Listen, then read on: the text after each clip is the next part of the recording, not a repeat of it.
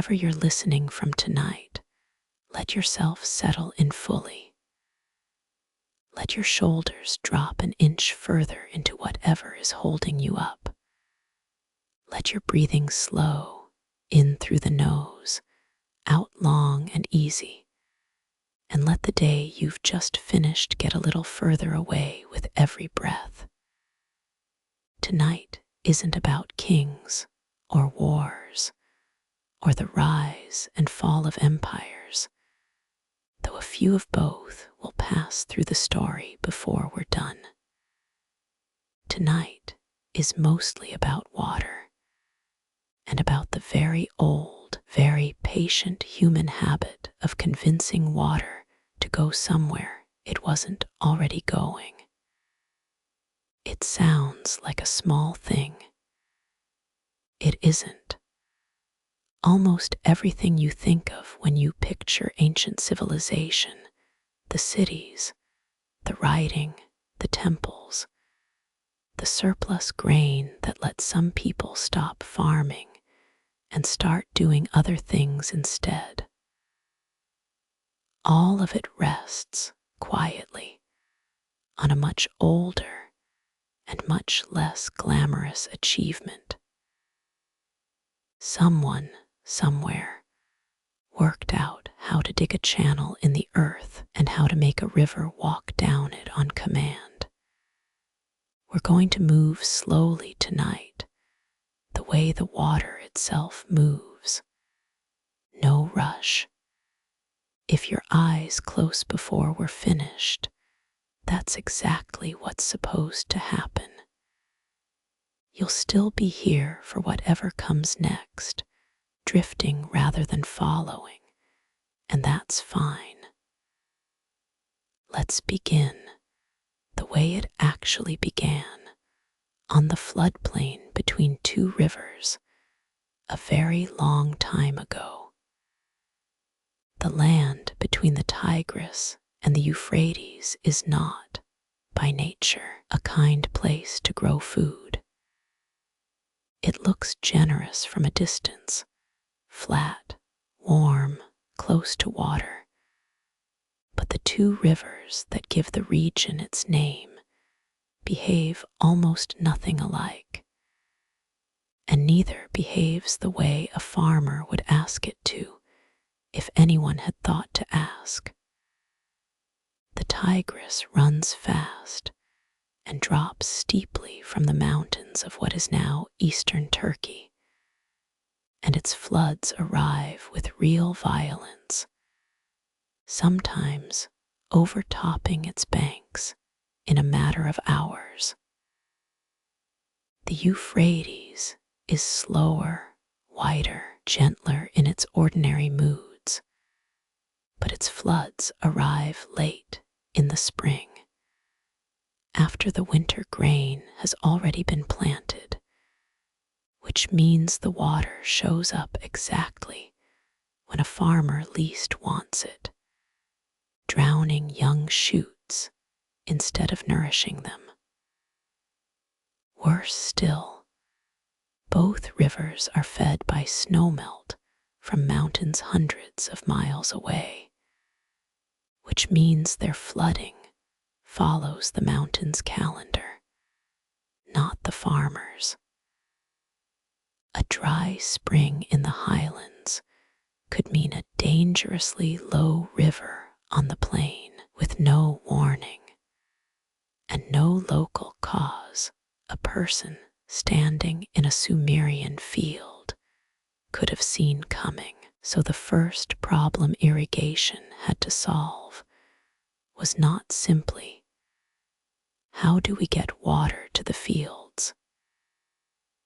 It was something closer to, how do we take a genuinely unpredictable, occasionally violent natural force and turn it into something a person can actually plan a season around.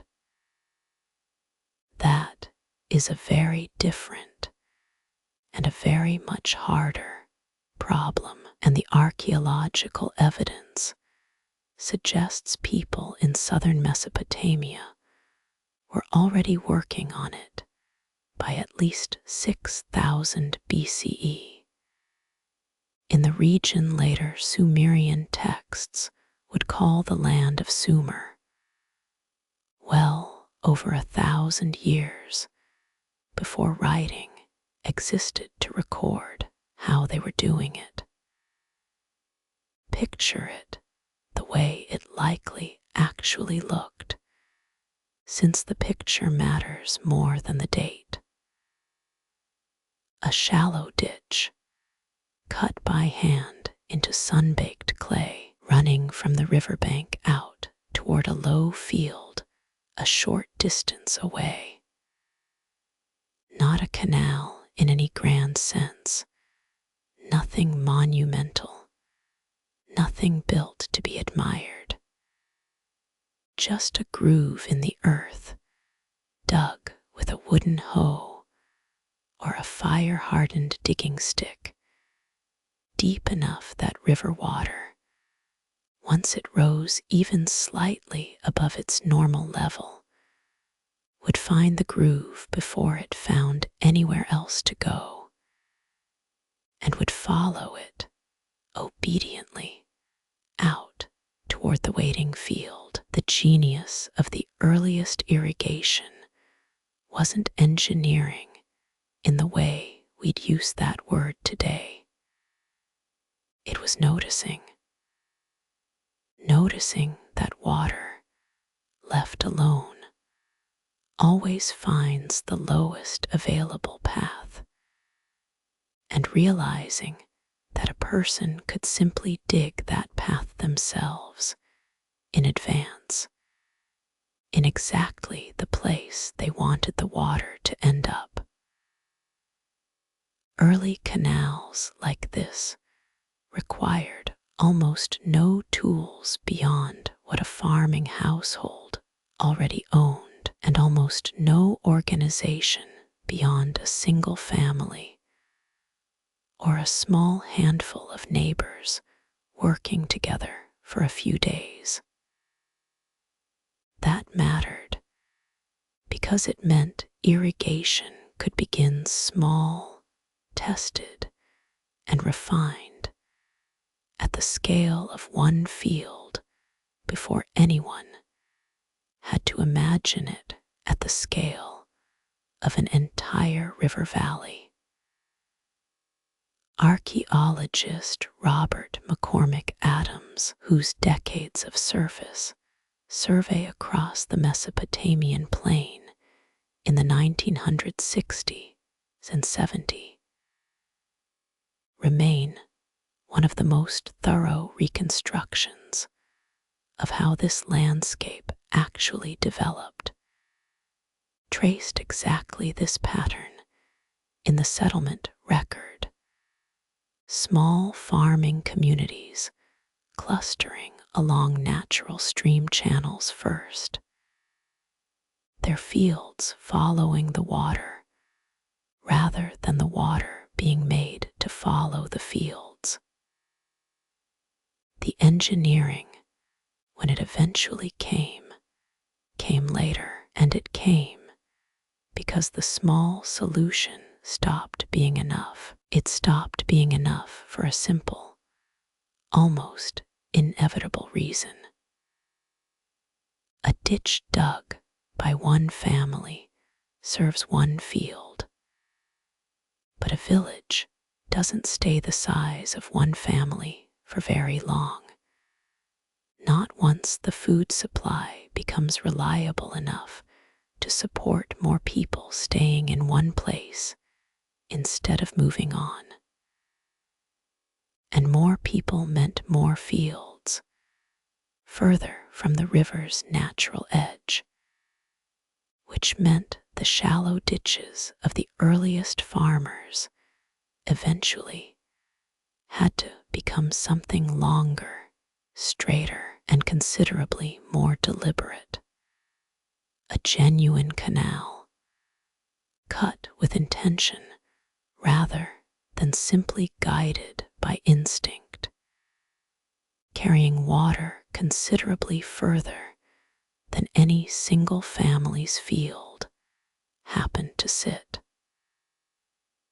By around 5000 to 4000 BCE, in the period archaeologists now call the Hohokam period, named for the site where its characteristic pottery was first properly identified, communities across southern Mesopotamia were building canal networks substantial enough to leave a permanent mark on the landscape, visible even today in satellite imagery as faint, straight scars running away from the river's old, wandering courses. These weren't yet the enormous state-run systems of later Sumerian cities. They were something in between cooperative, local, built, and maintained by communities who understood with a clarity that took real accumulated experience to earn that a canal only works if everyone who benefits from it also helps dig it, clear it, and repair it after every flood season silts it half shut again. That maintenance work deserves a moment of its own, because it was not, in any sense, a task you finished once. A canal is not a machine you build and then walk away from. It is a wound you keep open in the land, and the land, quite naturally, spends every single day trying to heal it closed again. Silt drifts down from the river and settles on the canal floor, raising it slowly, patiently, the exact opposite of what the canal is there to do. Reeds and grasses creep in along the banks, their roots working into the packed earth, loosening it, inviting collapse. Rats and other burrowing animals tunnel through the raised banks looking for shelter, and a single unnoticed burrow can become the exact weak point where an entire section gives way during the next flood. None of this is dramatic. All of it is relentless. Keeping a canal open year after year required the same unglamorous, repetitive labor that keeping almost anything alive requires. Not a single triumphant act of construction, but thousands of small, unremarkable acts of maintenance, performed by people whose names none of us will ever know, stretching back far enough that by the time cities finally rise in the historical record, canal maintenance was already an old, familiar, generations deep kind of work. Try to hold that image for a moment as you drift. Not a monument, not a single dramatic act of engineering genius. Just a low ridge of packed earth running out across a flat brown plain under a hot, pale sky, with a thin ribbon of water moving along beside it, unhurried, exactly as slow as it needs to be to reach a field that's waiting for it, a little further on, and a little further still. As those cooperative village networks matured into something larger, the labor itself began to change shape.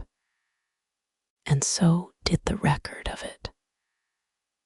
By the time the first Sumerian cities rise clearly into view in the archaeological and textual record, sometime after 3500 BCE, canal building and canal maintenance had stopped being purely a neighborly arrangement between nearby farmers and had become something closer to a civic obligation, organized and tracked by a central authority. This is one of the genuine turning points in the whole story, and it's worth sitting with because it means the humble irrigation ditch is tangled up right from the very beginning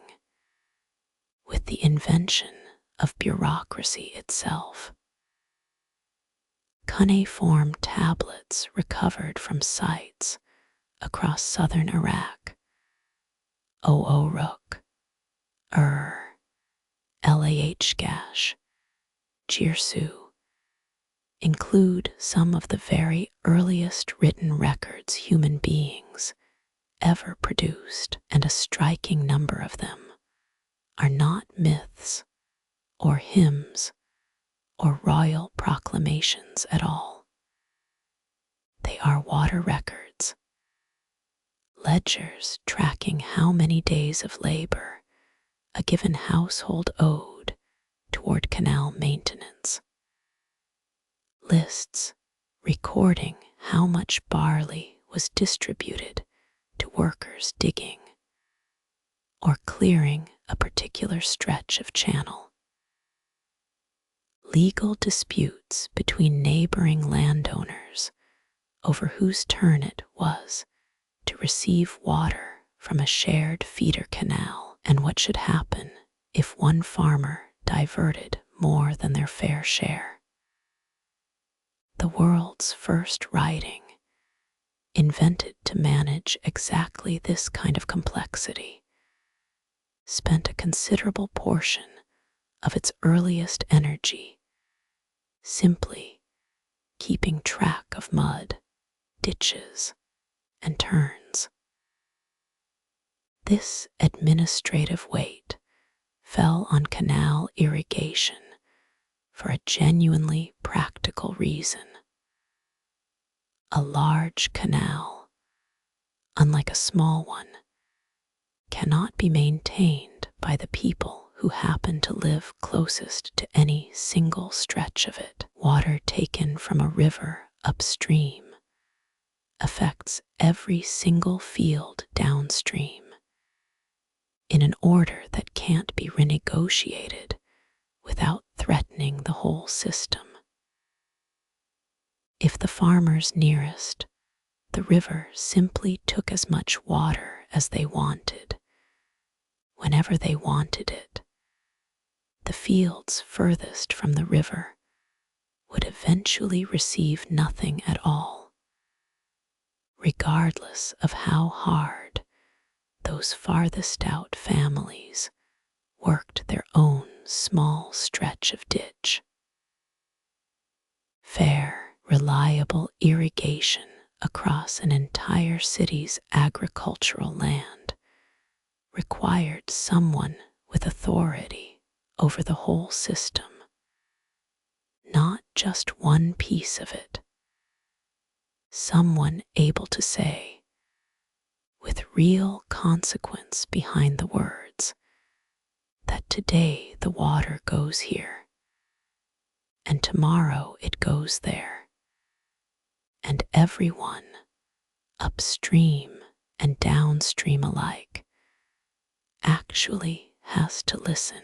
That authority, historians generally agree, is one of the genuine seeds from which Sumerian city government itself grew. It's worth pausing on how quiet that origin story actually is. We tend to imagine the first governments arising from war, from the need to organize defense or conquest.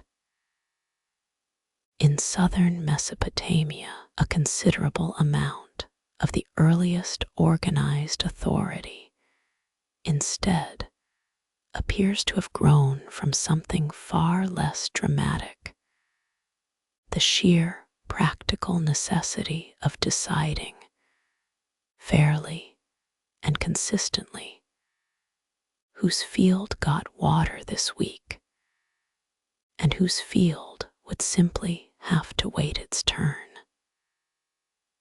Sumerian farmers had, by this same broad period, developed a specific tool worth picturing clearly, since it remained in continuous, essentially unchanged use across the Near East for well over 4,000 years afterward, and versions of it are still in occasional use in parts of Egypt and South Asia today. It's called a shaduf, and it works on a principle a child could understand, even if building one required real skill. A long wooden pole is balanced on a raised crossbeam, like an enormous, elongated seesaw. On one end hangs a bucket or a skin bag. On the other end hangs a heavy counterweight, usually a lump of dried mud or a weighted stone, sized carefully enough to nearly, but not quite, balance the weight of a full bucket of water. A single worker standing at the canal's edge would lower the empty bucket down into the water, let it fill, and then, because the counterweight was doing most of the actual labor, simply guide the now full bucket upward and swing it over to empty into a higher channel or a waiting field, using only a fraction of the effort that lifting the same water by hand alone would have required. Down, fill, swing, pour. Down, fill, swing, pour. A single person working steadily could lift a genuinely useful volume of water this way across the course of a day, and a shaduf required no draft animals, no complex mechanism, nothing beyond wood, rope, and a counterweight, which meant it could be built and repaired by more or less anyone, using materials more or less anyone already had. There is a particular sound worth holding on to here, if you can hear it in your mind the way you might hear rain against a window. The creak of a wooden pole pivoting against its crossbeam. The soft, heavy splash of a bucket breaking the canal's surface. A pause, just long enough to fill. Then the gentler sound of water sloshing as the bucket swings upward and over, and the lighter splash of it pouring out into the channel above.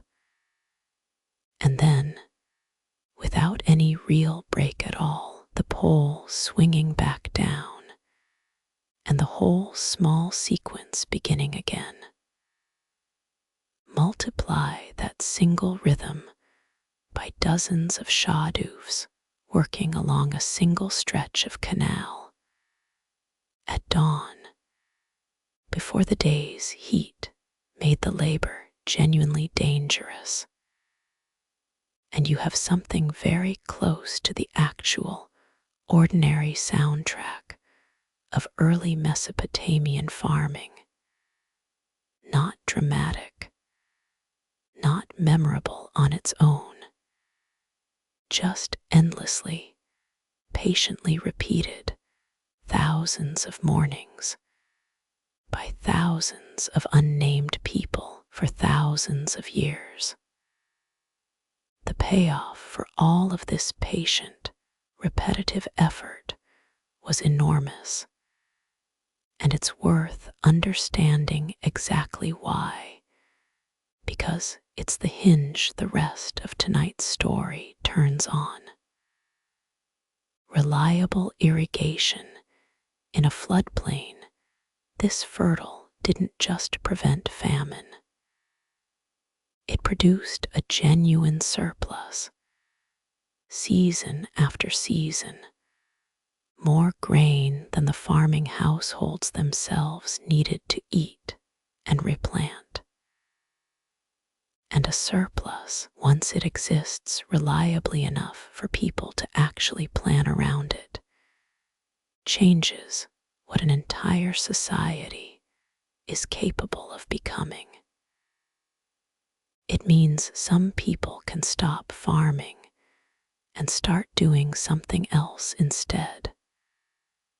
Firing pottery, casting bronze, keeping records, building temples, governing.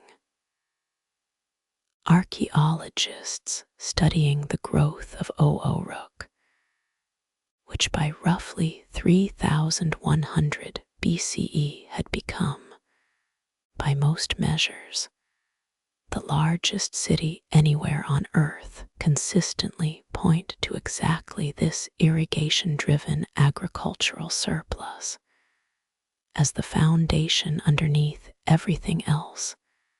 The city became known for its temples, its writing, its trade networks reaching outward across the wider region. The canal came first. The city, in a very real sense, grew out of it. It's worth resting on that a moment, since it's the kind of quiet fact easy to walk straight past. Uruk's great ziggurats, its administrative complexity, its position as one of the first true cities in human history. All of it sits, ultimately, on the accumulated labor of people digging and clearing and redigging ordinary ditches in ordinary mud year after year, so that a little more water would reach a little more land than the year before. No single spectacular moment produced Uruk. Thousands of unremarkable mornings did, each one indistinguishable from the last, each one adding one more small, patient layer to something that would eventually become large enough to call a civilization. So Mesopotamia solved the problem of unpredictable water with canals, administration, and a great deal of coordinated, patient labor. But Mesopotamia wasn't the only ancient river valley where farmers had to answer this exact same basic challenge. Several hundred miles to the west, along an entirely different river, an entirely different civilization was arriving at its own answer at roughly the same time, which raises a genuinely interesting question worth sitting with for a moment. If Egyptian and Mesopotamian farmers were facing essentially the same problem, an unpredictable river, a growing population, a real need for reliable food, why why did they end up building such different systems to solve it? The answer starts with the rivers themselves, since the Nile, it turns out, behaves almost nothing like the Tigris and Euphrates, where Mesopotamia's two rivers flood at different, sometimes inconvenient times, and with genuinely dangerous, sudden violence. The Nile's annual flood, fed by monsoon rains far to the south in the Ethiopian highlands, was, for thousands of years, remarkably regular. It arrived at roughly the same time each year, rose and fell in a broadly predictable pattern, and deposited a fresh layer of dark, fertile silt across the floodplain as it receded, silt so reliably rich that ancient Egyptians called their own land Khet, the Black Land, in direct, grateful reference to it. This regularity changed the entire character of Egyptian irrigation. Rather than needing to cut long canals to carry water considerable distances to fields that would otherwise never see it, as Mesopotamian farmers did, Egyptian communities instead developed what's generally called basin irrigation, a system built to work with the Nile's own predictable rhythm, rather than to fight against an unpredictable one. Fields were divided into large, level basins, each enclosed by low earthen embankments, arranged in a stepped sequence, running back from the riverbank toward the desert's edge.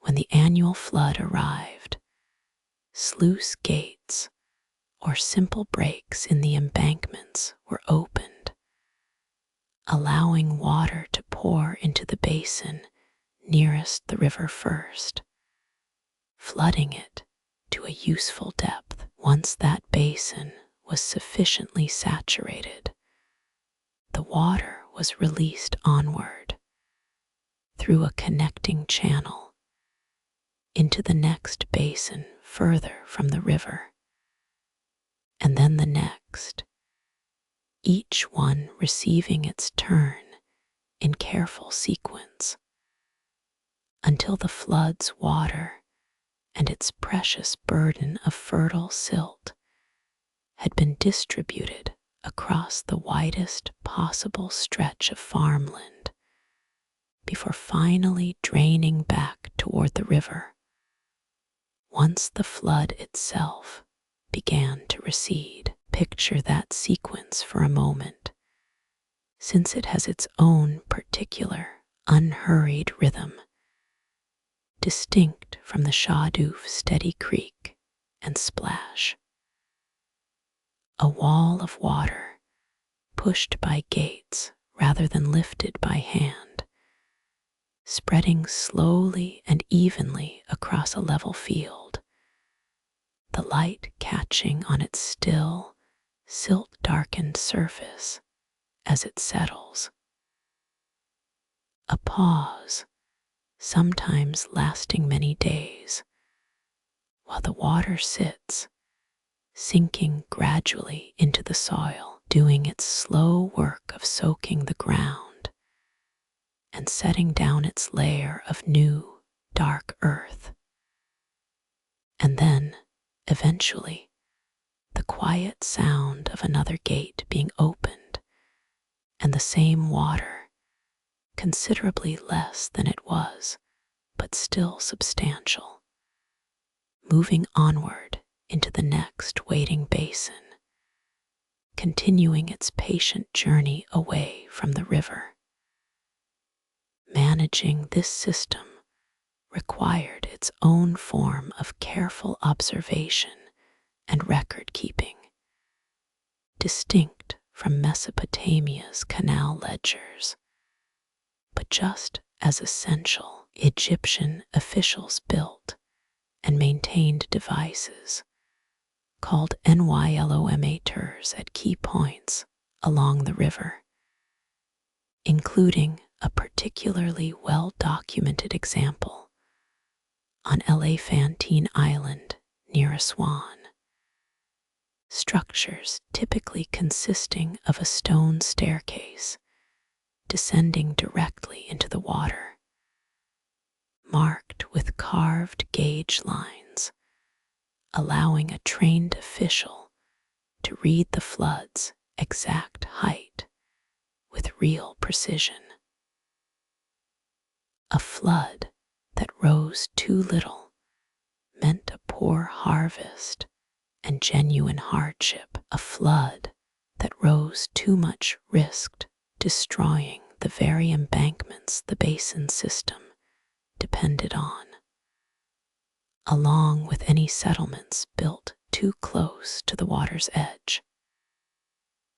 Because Egypt's entire tax structure was directly tied to how generous each year's flood turned out to be.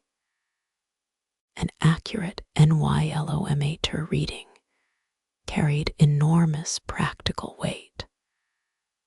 Arguably the most consequential piece of environmental data collected anywhere in the ancient world, year after year. For millennia, the Shaduf appears in Egypt too, and appears to have been adopted there sometime after its earlier development in Mesopotamia, most likely during the New Kingdom period, roughly the middle of the 2nd millennium BCE, based on its depiction in tomb paintings from that era onward. In Egypt, though, it played a somewhat different role than it did on the Mesopotamian plain. Less essential to the basic survival of the harvest, since basin irrigation didn't strictly require lifting water by hand the way canal-fed fields further from the river often did, and more useful for smaller scale supplementary watering.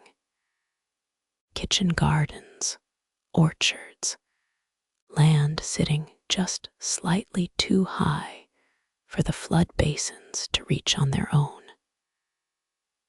The same device, the same patient downfill swing pour rhythm, doing slightly different, slightly more modest work in a landscape that, thanks to the Nile's own comparative generosity, simply needed it a little less. By the Middle Kingdom, sometime around 1800 BCE, Egyptian engineers under King Amenemhat III undertook a considerably more ambitious water project, redirecting a channel to connect the Nile with a natural depression in the Fayum region, gradually transforming what had been a much smaller, marshier lake into a substantially larger reservoir, generally known today as Lake Emi-Iris, capable of storing floodwater and releasing it back out to irrigate newly reclaimed farmland during drier periods of the year. It represents something genuinely new in the story we're tracing tonight, not simply guiding a flood across a field, and not simply carrying water along a ditch, but actually storing an entire season's surplus water for deliberate later use, released back out on human timing rather than the river's own.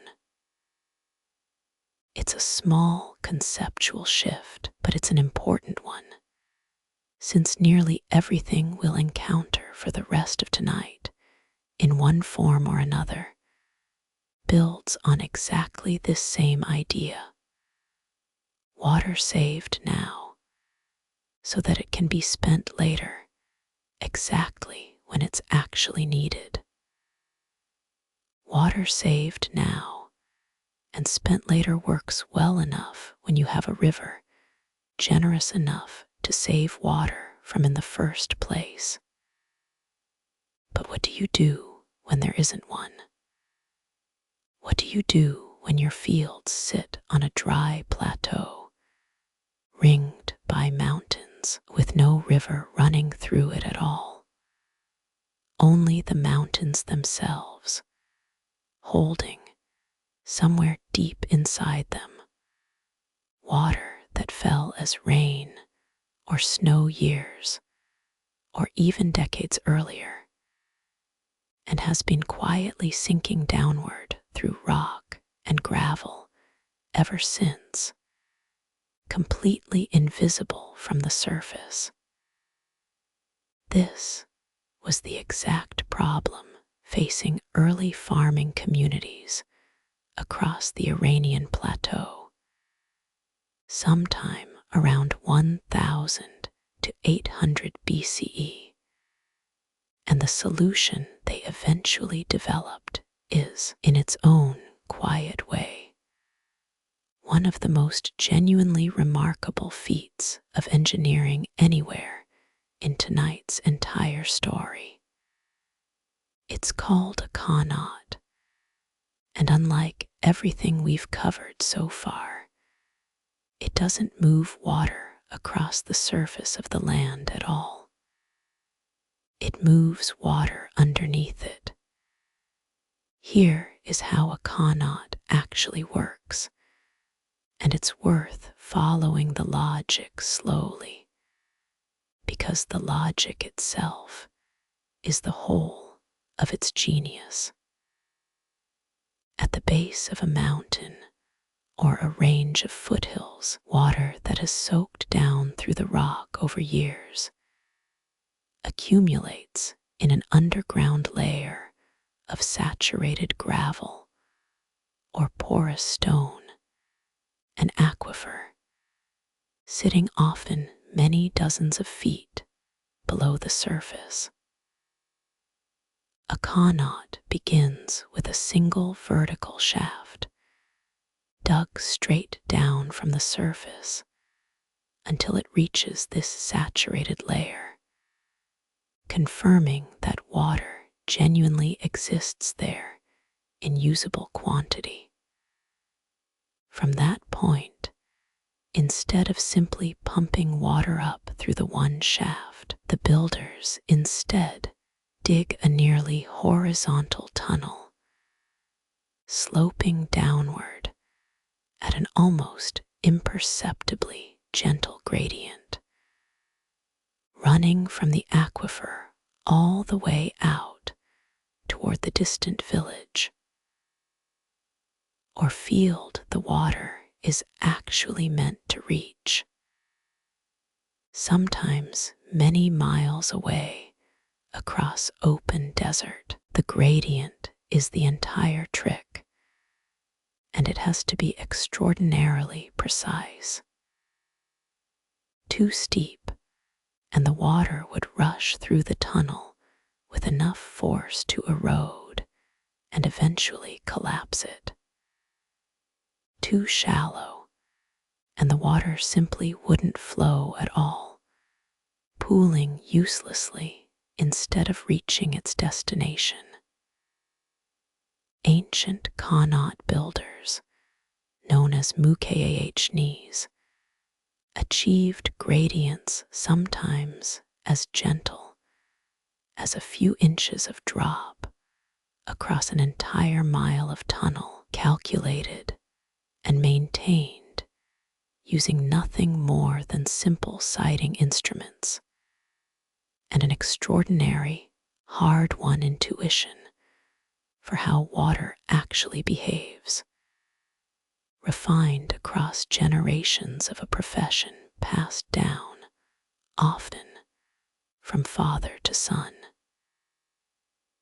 Digging the tunnel itself required a further, considerable feat of engineering, since a horizontal shaft running for miles underground, dug entirely by hand, needs regular access points for removing excavated earth, for bringing air down to the diggers, and for maintaining the tunnel afterward. Qanat builders solved this by sinking a whole series of additional vertical shafts along the tunnel's entire length, spaced at intervals of perhaps every 100 feet or so, each one connecting down to the same horizontal channel below. From the surface, a completed qanat is visible as a long, perfectly straight line of small earthen mounds stretching across the landscape, one for each shaft, the excavated soil from each piled neatly around its own opening. A pattern striking enough that qanat lines are still clearly visible today in satellite photographs of the Iranian countryside, running for miles like a strange, deliberate line of stitches across the desert's surface. The actual digging was work of a genuinely different character than anything we've described so far tonight, and it's worth sitting with what it must have actually felt like, since almost none of it happened where light could reach. A mukahni working at the tunnel face, far underground, worked by the dim, flickering light of an oil lamp, in air that grew steadily thinner and more humid the deeper the tunnel pushed, cutting through packed earth and loose gravel that could, without warning, simply give way. Cave-ins were a genuine, constant danger, and the work carried real, well-documented risk of death, a risk every qanat builder understood and accepted as simply part of the profession. And yet, the same profession also carried real, unusual prestige within its own communities, since a completed qanat could support an entire village's agriculture, sometimes for centuries, long after the individual mukahnis who dug it were gone and forgotten. Consider, for a moment, what it would actually mean to stand at the qanat final outlet, out at the village end, on the day water first reaches it. For months, perhaps years, the tunnel has been advancing underground, unseen, its progress measurable only by the growing line of earth mounds marching slowly closer across the surface above. And then, on some particular morning, after the final stretch of tunnel finally breaks through and connects to the aquifer at last, water that has been resting in darkness inside a mountain for years, sometimes decades, finally emerges into daylight at the far end of a tunnel built specifically, patiently, to carry it there. Cool, clean, utterly silent compared to a river's rush, since it has traveled its entire underground journey without ever once being exposed to sun, wind, or evaporation. One of the other great advantages over any open surface canal, since almost none of the water is lost along the way to the desert air, simply drinking it back up before it ever arrives. Qanats spread outward from the Iranian plateau across an enormous stretch of the ancient and medieval world, carried by trade, conquest, and the simple, practical usefulness of an idea that solved a genuinely widespread problem. Versions of the same basic technology appear under different local names across a remarkable geographic range. Karizi in Afghanistan and parts of Central Asia, Fogiahra across the Sahara in North Africa, and eventually qanat-inspired systems reaching as far as southern Spain following the Islamic conquest of the Iberian Peninsula, where the same underground channels still occasionally surface today beneath modern towns whose original builders never imagined how far their particular solution would eventually travel. Remarkably, a considerable number of qanats built well over 1,000 years ago remain in active use today, still quietly delivering water exactly as they always have, requiring only the same ongoing maintenance their builders always understood they would need. In 2016, UNESCO formally recognized 11 qanat systems across Iran as a World Heritage Site, explicitly honoring not just their historic engineering, but their continued, genuine functionality. A rare case of ancient infrastructure earning international recognition for something it is still actively, successfully doing, rather than only for something it once did long ago, before falling permanently silent. Underground tunnels solved the problem of water that existed but couldn't be seen. But a different kind of dry season poses a different kind of question entirely. What do you do when water arrives in genuine, overwhelming abundance, but only for a few months of the year, followed by a long, reliable, months-long drought during which nothing falls from the sky at all?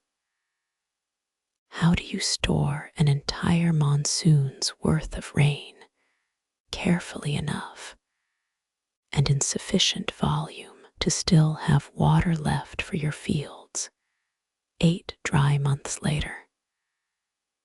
The ancient kingdoms of Sri Lanka answered this question with a system so extensive and so carefully engineered that some historians describe the civilizations of ancient Anu-Arhapura and Polonnaruwa simply as hydraulic civilizations, societies whose entire social, agricultural, and religious life organized itself quite directly around the careful management of stored water. The core technology is a structure called a waywa, generally translated into English as a tank, though the word undersells it considerably.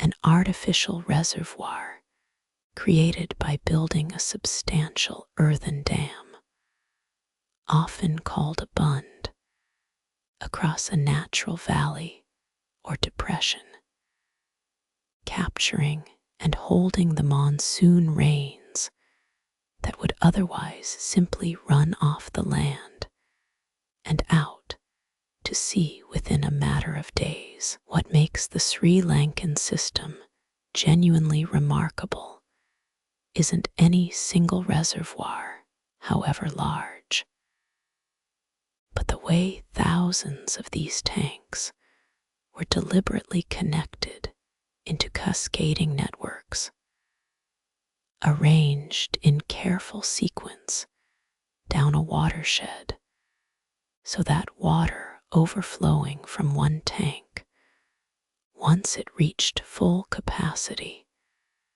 flowed onward automatically into the next tank downstream, and then the next, and the next after that, a whole chain of reservoirs sharing a single catchment's rainfall with real, deliberate efficiency.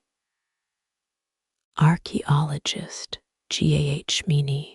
Adikahri, among other researchers who have spent considerable careers mapping these cascade systems across the island's dry zone, has documented networks stretching for miles, sometimes involving dozens of interconnected tanks feeding a single agricultural region, an arrangement that meant almost no rainfall within the watershed was ever genuinely wasted.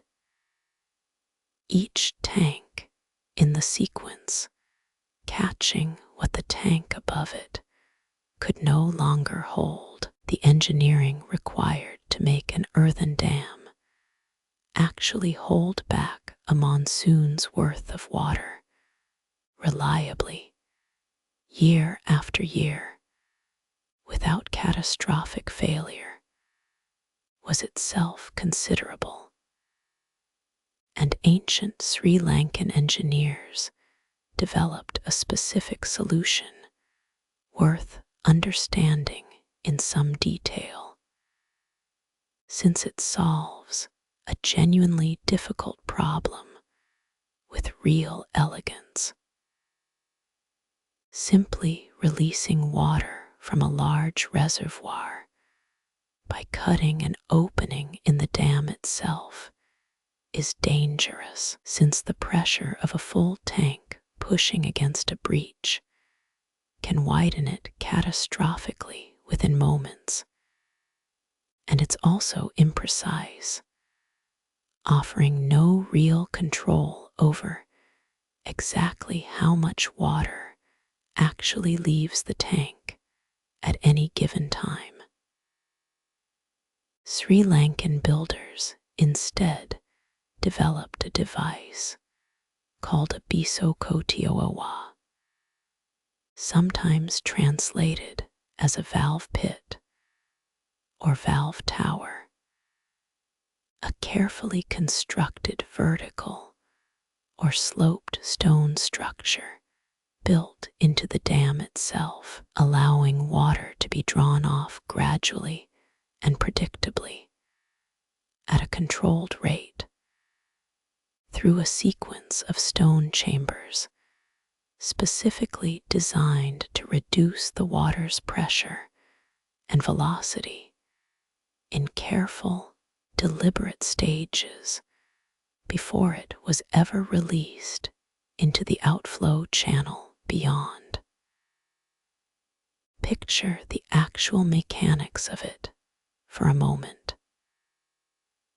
Water under considerable pressure, from many feet of depth, pressing down and outward against the dam's inner face, enters the valve structure not through one simple opening, but through a graduated series of chambers, each one slightly wider or differently angled than the last, so that the water's raw energy is patiently absorbed and dispersed step by step, rather than allowed to slam directly and destructively against the outflow channel all at once.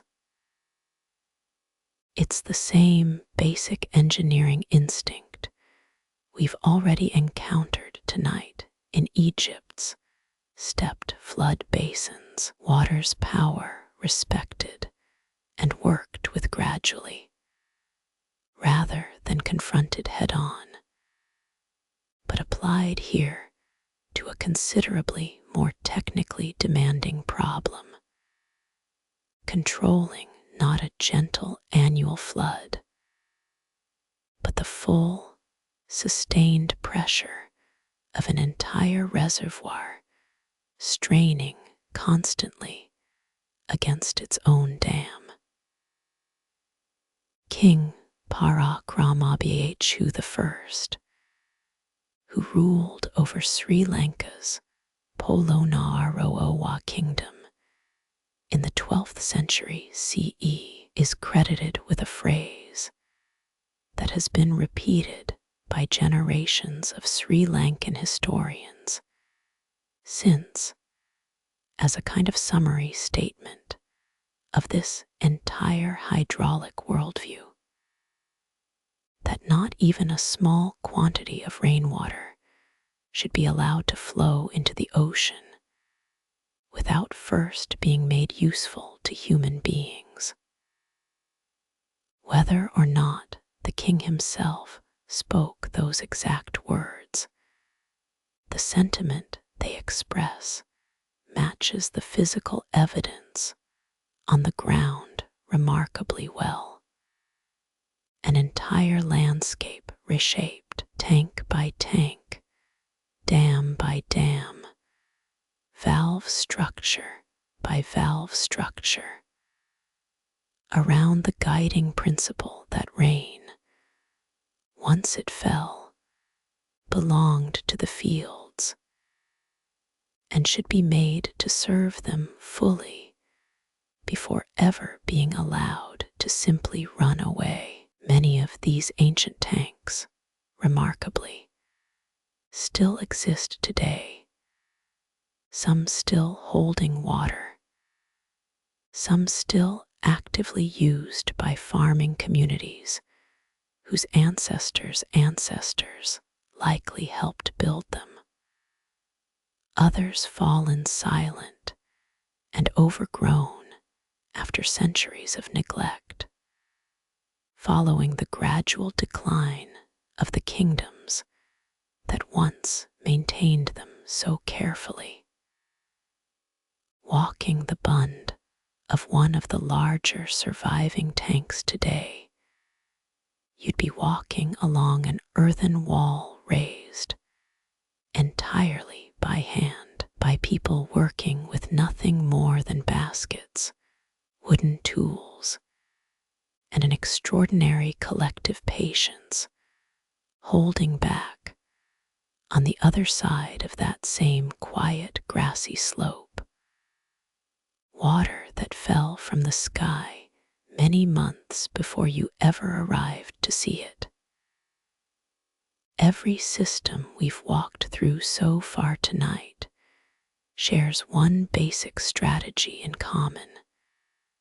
Whether it's a canal, a basin, a tunnel, or a tank, hold the water back in some form and release it under control. But what happens when the river itself is the danger?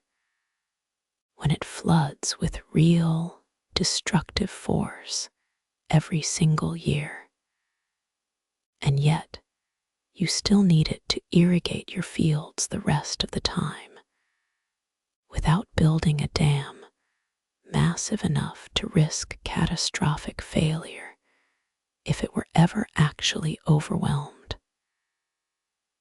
This was the problem facing the Min River, a powerful, fast-flowing tributary of the Yangtze that descends steeply out of the mountains of Sichuan in southwestern China, prone to violent seasonal flooding that had, for generations, made the surrounding farmland dangerously unreliable, sometimes drowned, sometimes left dry, depending entirely on that particular year's rainfall in the mountains far upstream. Around 256 BCE, during the Warring States period, a regional governor named Li Bing, working alongside his son, undertook a project to solve this problem, and the solution they arrived at remains, even now, one of the most quietly ingenious pieces of hydraulic engineering anywhere in the ancient world, precisely because it doesn't rely on a dam at all. The system is called Dujiangyan, and its central feature is a carefully shaped, fish-shaped levee built directly into the middle of the Min River's own channel, positioned at exactly the right point to split the river's flow into two separate channels without ever fully blocking it. During the calmer months, the river's outer, larger channel carries the majority of its water safely past the city, while a smaller inner channel, guided by the levee's careful shape, draws off exactly enough water to feed an extensive irrigation network, serving the fertile Chengdu Plain beyond.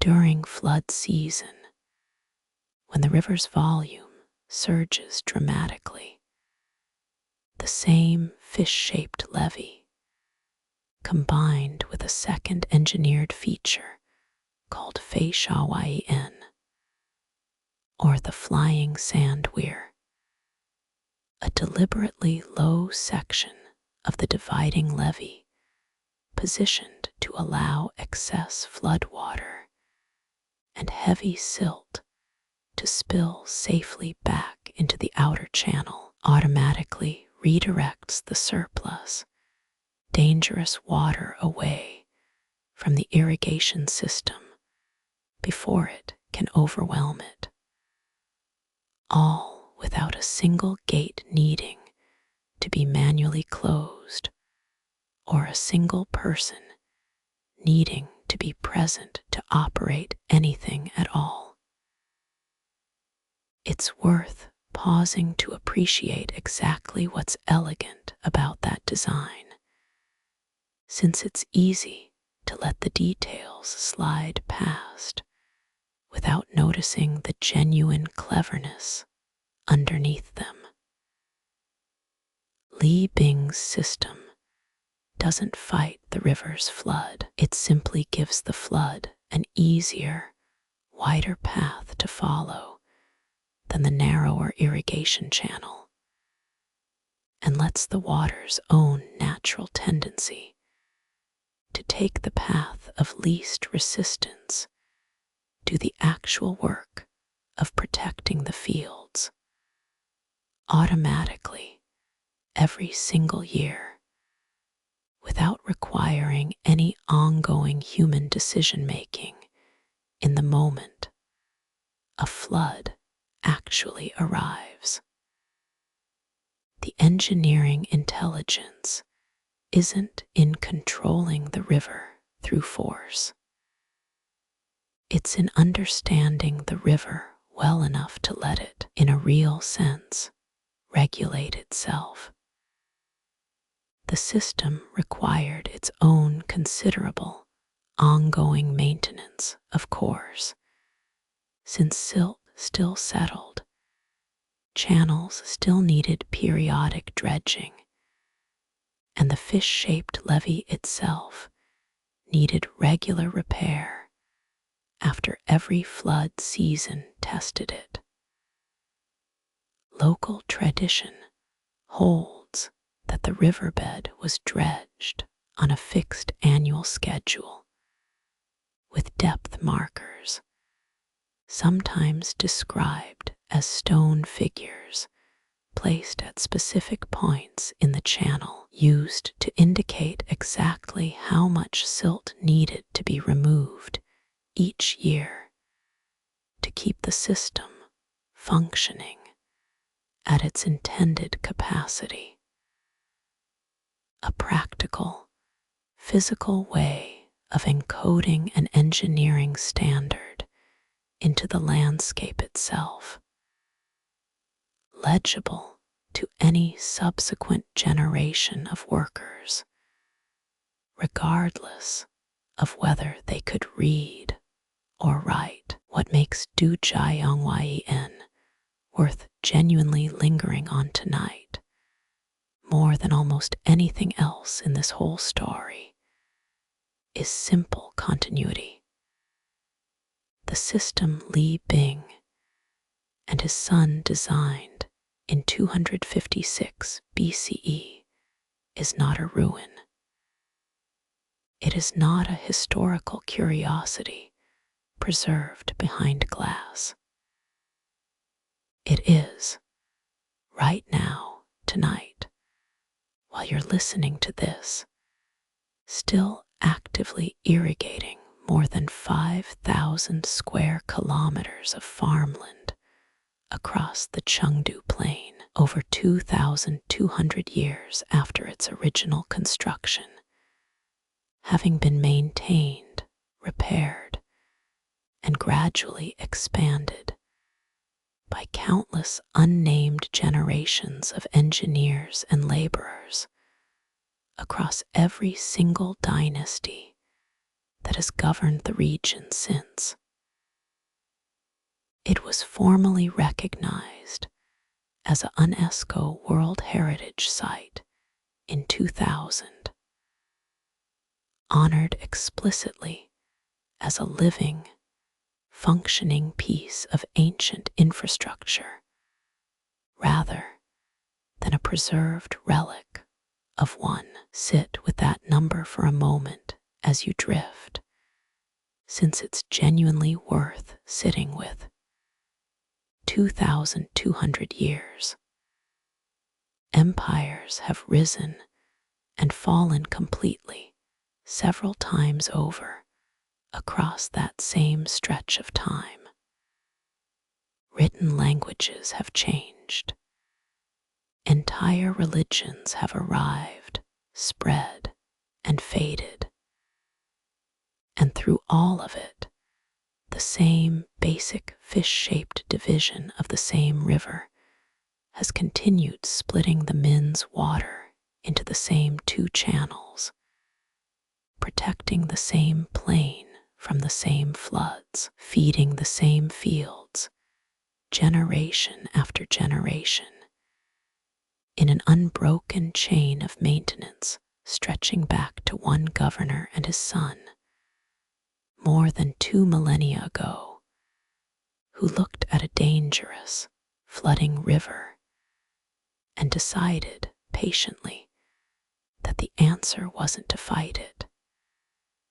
Every solution we've traced so far involved moving water horizontally, guiding it sideways across a landscape, through canals, basins, tunnels, and channels. But water, left to its own devices, only ever wants to go one direction, and that direction is down. Lifting it back up against its own nature, high enough to reach a field sitting above a river's natural level, required a different category of tool altogether. And it's one that eventually produced what might be the single most hypnotic piece of machinery in this entire story. The device is called a noria, and it appears to have developed somewhere in the eastern Mediterranean world, with clear evidence of use in Roman-era Syria and Egypt by at least the 1st century BCE, quite possibly earlier. Unlike the shaduf, which lifts water in discrete, individual buckets through a person's own deliberate effort, a noria is a large wheel, sometimes built to a genuinely enormous scale, positioned vertically at a river's edge with a series of pots, boxes, or compartments attached around its outer rim.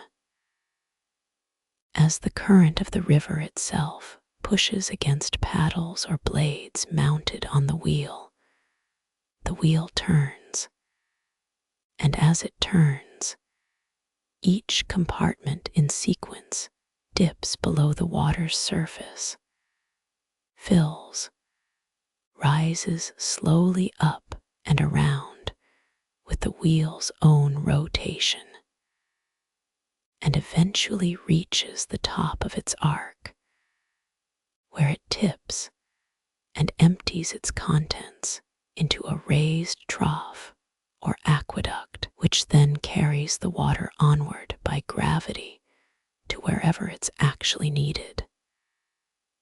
The elegance here is worth sitting with, since a noria requires no human labor at all to actually lift the water, once it's built and set in motion. The river does the work. A person's only remaining task is construction and occasional maintenance, repairing a cracked pot, replacing a rotted paddle, adjusting the wheel's alignment after a season of heavy current, rather than the constant, repetitive physical effort a shaduf demands from someone standing at the water's edge all day. It's a genuine leap in the underlying logic of irrigation technology, from tools that amplify human effort to a tool that largely replaces it, harnessing the river's own motion to lift the river's own water.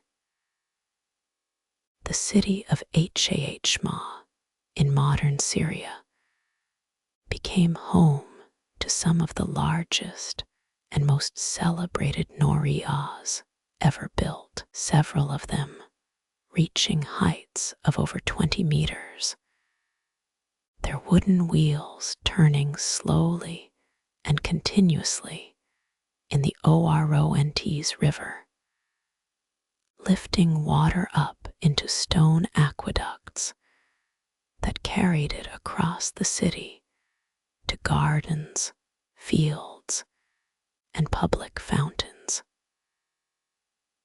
Some of these structures remarkably, remained in intermittent use for irrigation and display well into the 20th century. Their wooden wheels, rebuilt and repaired across many centuries, using essentially the same design, their original builders would have recognized immediately. There is a particular sound associated with a large working noriya that's worth holding in your mind for a moment.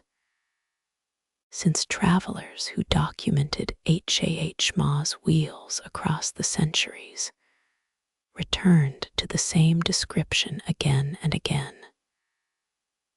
A deep, resonant groan produced by the friction of massive wooden components turning slowly against each other, audible from a considerable distance, rising and falling with the wheel's steady rotation.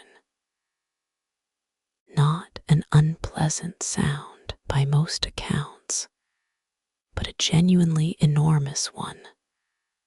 The low, continuous voice of a structure built entirely from wood and rope and river current, doing exactly the same unhurried, repetitive work, hour after hour, day after day, that the Shaduf human operators had once done by hand, except that the Noriya never tires, never needs rest, never stops, so long as the river beneath it keeps flowing, and its wooden joints are kept in reasonable repair. Roman engineers, inheriting and adapting irrigation technology from across the territories they eventually controlled, also developed and spread another lifting device worth a brief mention here: the Archimedes screw, traditionally attributed to the Greek mathematician Archimedes in the 3rd century BCE, though the device may well have existed in some form even earlier across the ancient Near East. A large screw-shaped blade enclosed within a snug cylindrical casing is set at an angle with its lower end submerged in water. As the whole screw is turned by hand or later by animal or water power, water becomes trapped within each successive turn of the spiral and is carried steadily upward along the screw's length, emerging at the top in a slow, continuous flow. Roman agricultural writers, including Vitruvius, describe the device in careful technical detail in surviving texts, and it was put to genuine, practical use across Roman-controlled irrigation projects in North Africa, Spain, and elsewhere, wherever fields sat just slightly too high for gravity-fed water to reach them without help. Every solution so far tonight has, in one way or another, worked with a relatively forgiving landscape. A floodplain, a gentle slope, a river close enough to reach. High in the Andes mountains of South America, ancient farmers faced a considerably more stubborn problem. How do you irrigate a field thousands of feet up a mountainside, where gravity itself seems to be working against you at every turn, where the available land tilts at genuinely difficult angles, and where a single hard rain can wash an entire season's soil straight down the slope and out of reach forever. The answer, developed independently by successive Andean civilizations across many centuries, and eventually refined to a remarkable degree of sophistication by the Inca, was terracing. And it's worth understanding as considerably more than simply flat steps cut into a hillside. Andean terraces, called ondiaches, were carefully engineered structures in their own right, built with a specific internal layering that modern agricultural engineers still study with genuine admiration.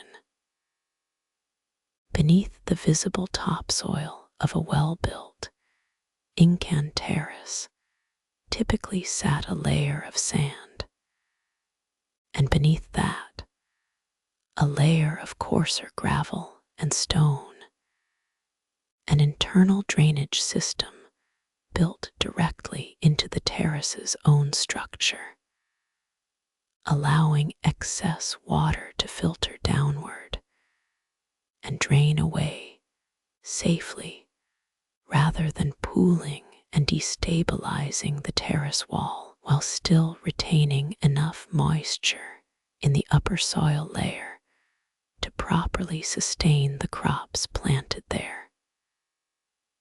The terrace walls themselves, built from carefully fitted stone, did double duty as both structural retaining walls and passive solar collectors, since stone absorbs heat during the day and releases it slowly overnight, creating a subtly warmer microclimate immediately around the planted crops than the surrounding open mountainside, a genuinely useful advantage at the high, cold altitudes where many Andean terraces were built.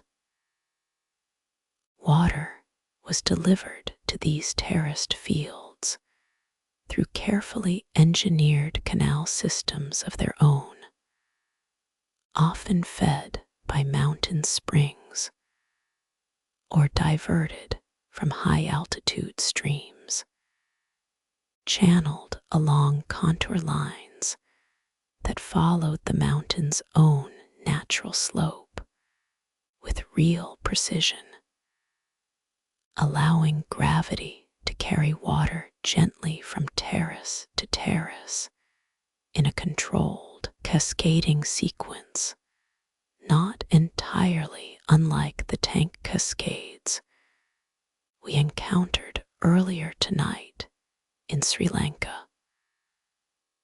Though built here from stone and mountain water rather than earthen dams and monsoon rain, perhaps the most striking single example of Andean agricultural engineering survives at a site called Moarwai in Peru, not far from the former Inca capital of Cusco, where a series of enormous circular terraces descend in concentric rings into a natural depression in the landscape,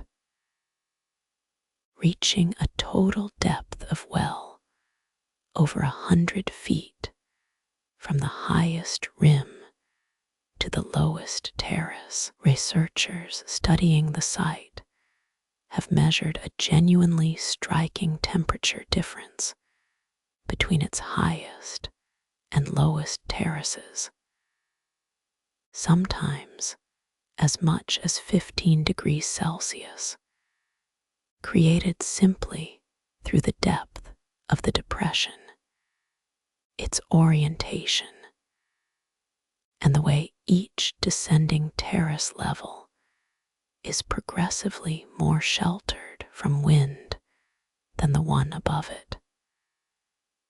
Some archaeologists studying Moarwai propose the Inca may have used this dramatic range of artificial microclimates deliberately as a kind of living laboratory for testing which crop varieties would grow successfully at which specific combination of temperature and altitude.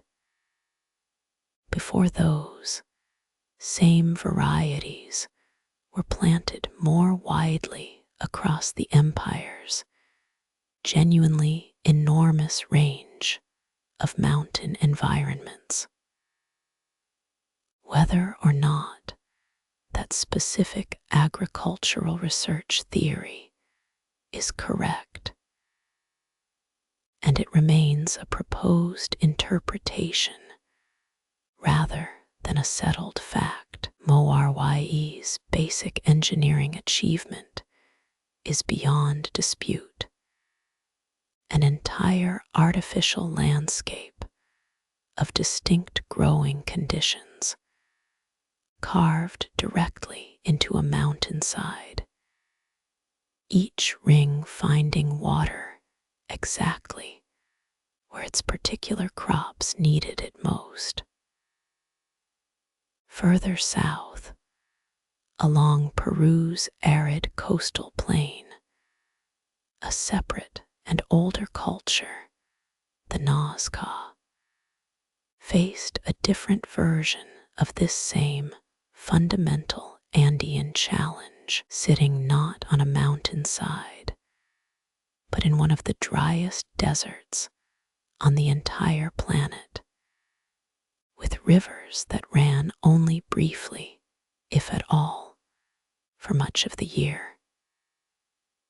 Their solution, called Pookios, drew directly on the same basic underground logic we encountered earlier tonight in Persia, tapping into water tables well beneath the surface, though adapted here to the specific demands of coastal desert geology, with spiral-shaped surface openings called OHOs spaced at intervals along each underground channel, allowing both necessary airflow and periodic human access for cleaning and maintenance. Remarkably, several sections of this same ancient system, built well over 1,000 years ago, remain in active use by local farmers today, continuing to draw water from beneath a landscape that receives, in an ordinary year, only a few scattered minutes of actual rainfall. We've spent most of tonight looking closely at the physical mechanics of moving water, the ditches, the wheels, the tunnels, the terraces. But every single one of these systems required something else entirely to actually function, something considerably less visible than a canal or a valve tower, and in its own way just as carefully engineered. They required people to agree reliably and repeatedly on a genuinely difficult question: whose field gets water this week and whose field has to wait? This is not a trivial question, and it never was. A shared canal, a shared tank cascade, a shared river diverted through a shared network of channels. All of it only works if the people upstream, who could simply take everything and leave nothing for anyone downstream, choose not to. That kind of restraint doesn't happen automatically out of simple goodwill, especially not across an entire growing season during which a single family's entire year of food genuinely depends on getting their fair, agreed upon turn. It requires rules. It requires someone or some institution with real enough authority that those rules actually get followed, even by the farmers sitting closest to the water, who are, in a purely physical sense, in the best position to simply ignore them. Mesopotamian law addressed this directly, and it's worth hearing exactly how, since it tells us something genuine about how seriously ancient societies took the whole question.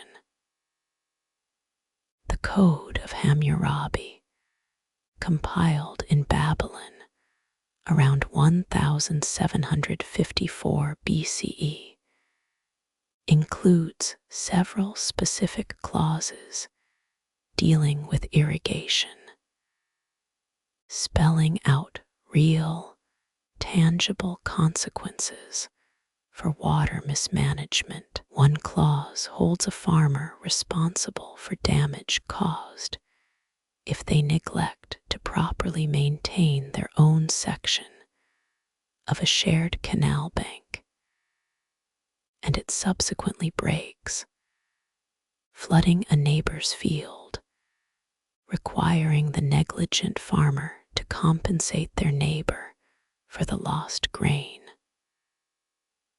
Another addresses the deliberate, unauthorized diversion of water intended for someone else's field, treating it as a genuine offense with real, specified penalties attached.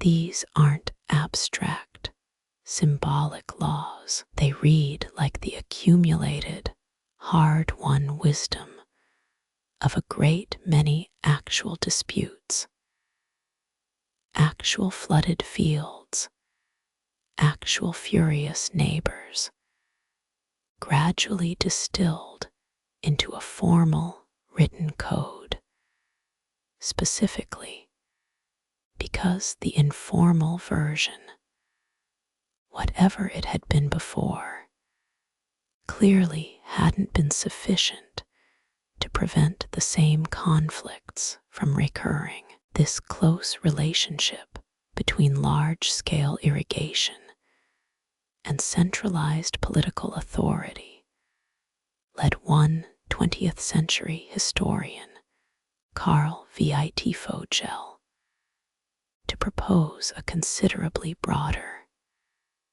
and it's worth being clear, a genuinely controversial theory in a 1957 book, arguing that societies dependent on large-scale, centrally managed irrigation systems tended, almost inevitably, toward authoritarian, centralized forms of government, since only a sufficiently powerful central authority could coordinate water distribution across an entire river valley. Witt-Fogel described these as hydraulic societies and pointed to examples including ancient Mesopotamia, Egypt, and imperial China as evidence for his broader claim. it's worth being genuinely honest about where this theory currently stands, rather than presenting it as settled fact, because it isn't. Later historians and archaeologists have raised substantial, well-documented objections to Whitfogle's argument. Robert McCormick Adams, whose careful survey work we already encountered earlier tonight in Mesopotamia, found that many of the region's earliest and most extensive canal networks were actually built and maintained through cooperative, local, community-level effort well before any sufficiently centralized state authority existed to coordinate them the way Whitfogle's theory would require. Sri Lanka's cascading tank systems similarly appear to have relied heavily on local, village-level management for much of their history, working alongside rather than purely underneath royal authority. The honest, current scholarly picture is considerably messier, and in its own way more interesting than Whitfogle's original theory allowed. Some large irrigation systems really were built and controlled by powerful centralized states, and some of the most impressive irrigation achievements in the entire ancient world instead grew from the bottom up through ordinary cooperation between neighboring farmers who simply understood through hard experience that sharing the water fairly was the only way any of them actually kept their fields alive. What both halves of that scholarly disagreement actually agree on, though, is worth holding onto as tonight's journey continues, since it matters more than which specific theory eventually turns out to be more correct. Whether authority flowed downward from a king or upward from a village council, irrigation everywhere required real, sustained human cooperation, enforced through law, custom, religious obligation, or simple daily necessity, but enforced somehow consistently across generations by people who understood with a clarity we perhaps take for granted today that water shared unfairly eventually means water lost to everyone, including, eventually, whoever took more than their share in the first place. There's one more question worth asking before we let this whole long story finally rest, and it's a considerably more sobering one than anything we've covered so far. What happens when the very method that made your fields so extraordinarily productive slowly, invisibly, begins working against you instead? What happens when irrigation itself, practiced faithfully and skillfully for centuries, starts quietly to poison the very soil it was built to feed? This is exactly what happened in ancient southern Mesopotamia, and it stands as one of history's genuinely earliest and best documented examples of a civilization slowly undermining its own agricultural foundation, entirely as an unintended consequence of doing precisely what had worked so reliably for so long. The mechanism is called salinization, and it works through a slow, patient chemistry, easy to overlook for generations before its effects finally become impossible to ignore. Irrigation water drawn from a river always carries a small quantity of dissolved mineral salts, an amount far too small to notice or worry about in any single season. But when that water is applied to fields repeatedly, year after year in a hot climate where much of it evaporates directly off the soil's surface rather than draining away or being absorbed by growing plants, the tiny quantity of salt left behind in each application gradually accumulates in the topsoil, season after season, decade after decade, slowly raising the soil's overall salt concentration to levels that eventually become genuinely toxic to most crops. Wheat, the preferred staple grain across early Mesopotamia, turns out to be considerably more sensitive to soil salinity than barley. A hardier, more salt-tolerant grain, generally considered less desirable at the time, valued more as animal feed, and for brewing than as a preferred human staple. Agricultural records recovered from ancient Sumerian sites, studied in careful detail by historian Tor Kild Yah Cobsen, working alongside the same Robert McCormick Adams we've already met twice tonight, reveal a genuinely striking, gradual shift across the centuries in the ratio of wheat to barley actually being harvested and recorded across southern Mesopotamia. Early records show wheat as a substantial, common component of the harvest.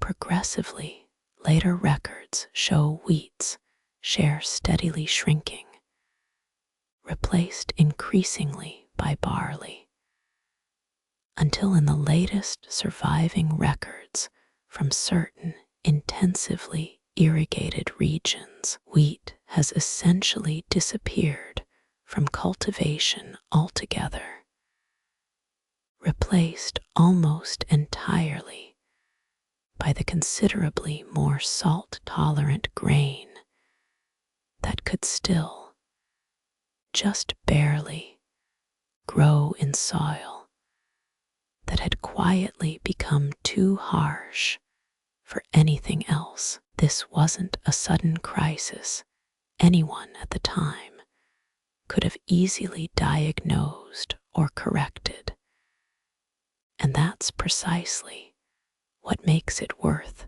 sitting with tonight. No single flood caused it.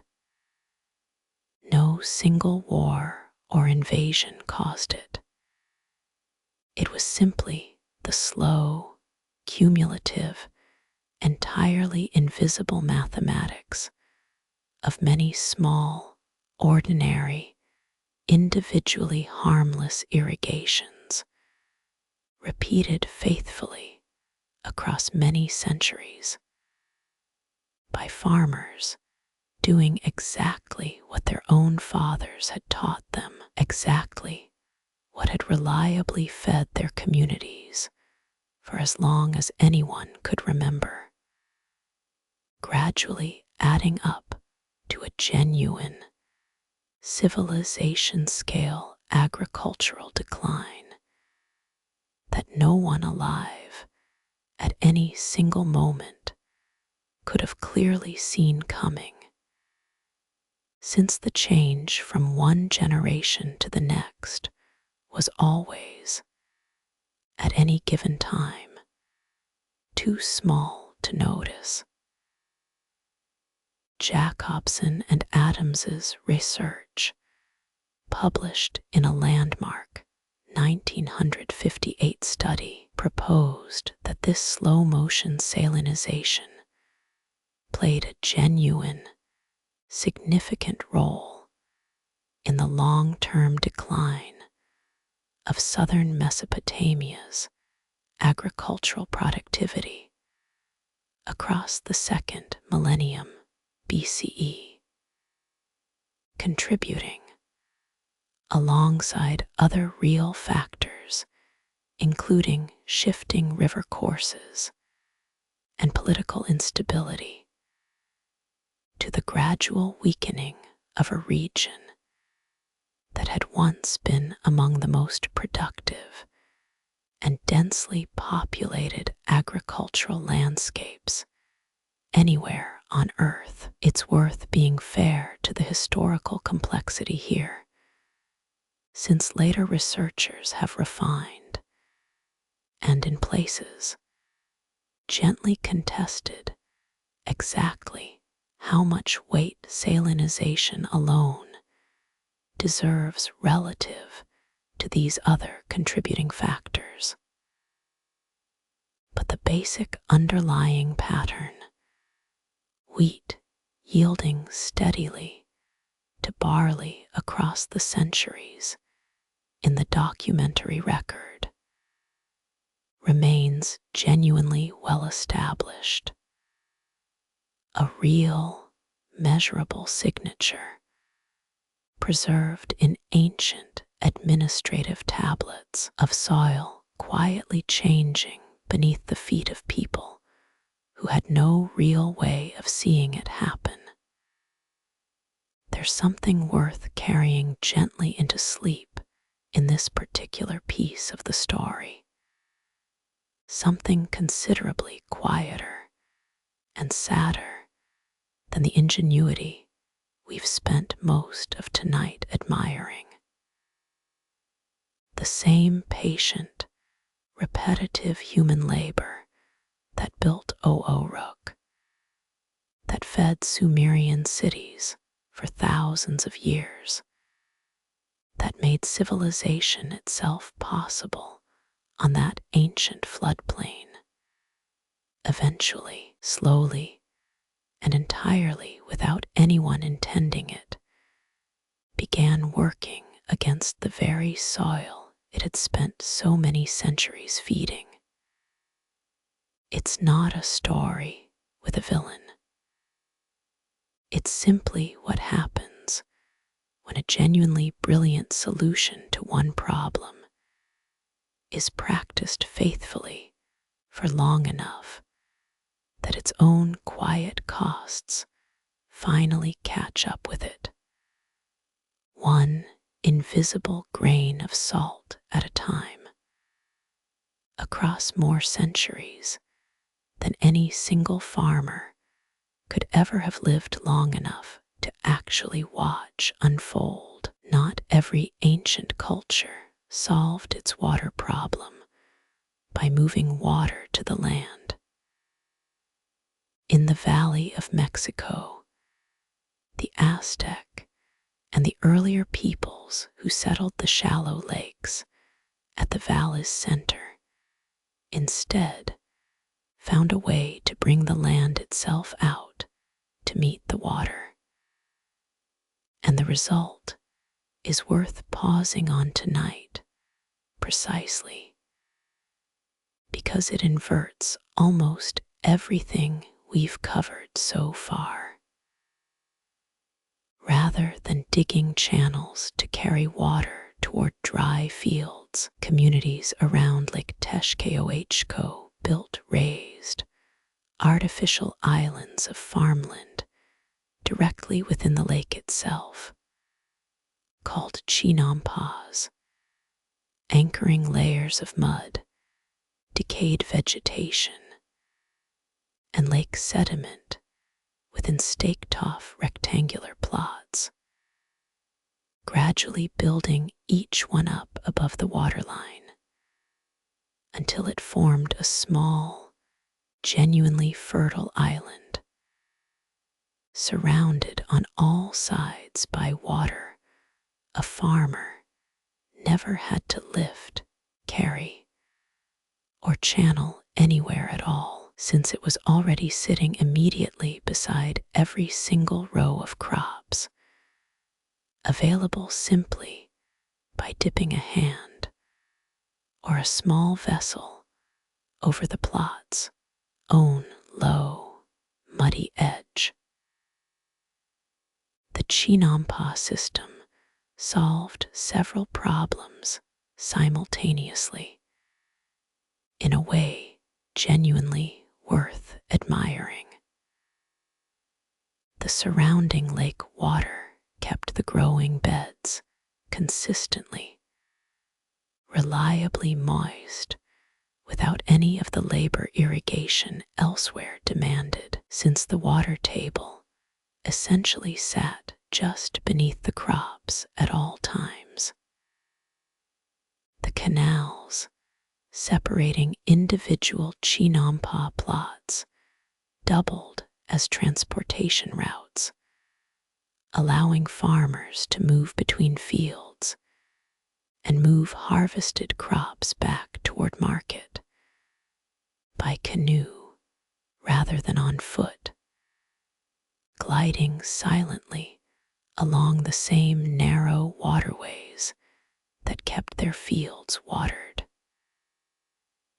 And the lake itself provided a continuous, renewable source of fertile mud and decayed organic material, which farmers periodically dredged up from the canal bottoms and spread across their plots as rich, natural fertilizer, replenishing the soil's productivity year after year in a closed, self-sustaining cycle that required no imported nutrients from anywhere else at all. Spanish accounts from the conquest era describe the chinampa fields surrounding the Aztec capital of Tenochtitlan as extraordinarily productive,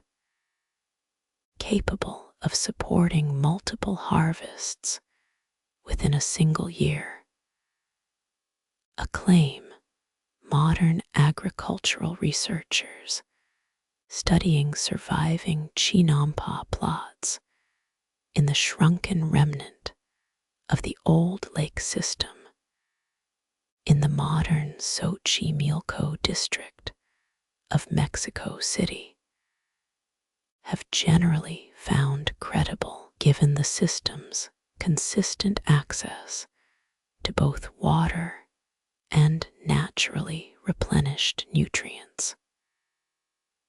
It's worth picturing the scene the system would have actually produced, since it's a genuinely striking one to hold in your mind as you drift. An entire agricultural landscape built not on dry land at all, but floating gently at the surface of a shallow lake. A patchwork of small green rectangles separated by quiet channels of still water, farmers moving between them silently by canoe, the whole valley humming softly with the productive, patient labor of turning a lake, gradually and with real ingenuity, into some of the most fertile farmland anywhere in the ancient Americas. Look back now, for a moment, across everything we've walked through together tonight, and a genuinely striking pattern starts to come into view, one that no single one of these civilizations could have known about the others enough to copy deliberately. Sumerian farmers digging shallow ditches by hand. Egyptian officials reading a nilometers careful gauge lines. Persian muqanats working by lamplight far underground. Sri Lankan engineers designing valve towers to gentle a reservoir's pressure. Chinese governors splitting a flood in two so it could regulate itself. Andean terrace builders layering sand and gravel beneath careful stone walls. Aztec farmers floating entire fields on woven mats of lake mud. None of these people ever met each other. Most of them were separated by oceans, by thousands of miles, by centuries or millennia of time. And yet, every single one of them, working entirely independently, arrived at some version of the very same basic insight that water, left alone, follows its own patient logic, and that a sufficiently patient, sufficiently attentive human community can learn that logic well enough to gently, carefully redirect it without ever needing to overpower it outright. One more example is worth adding to that same quiet, scattered pattern, since it unfolded in a landscape that doesn't usually come to mind when people picture ancient irrigation at all.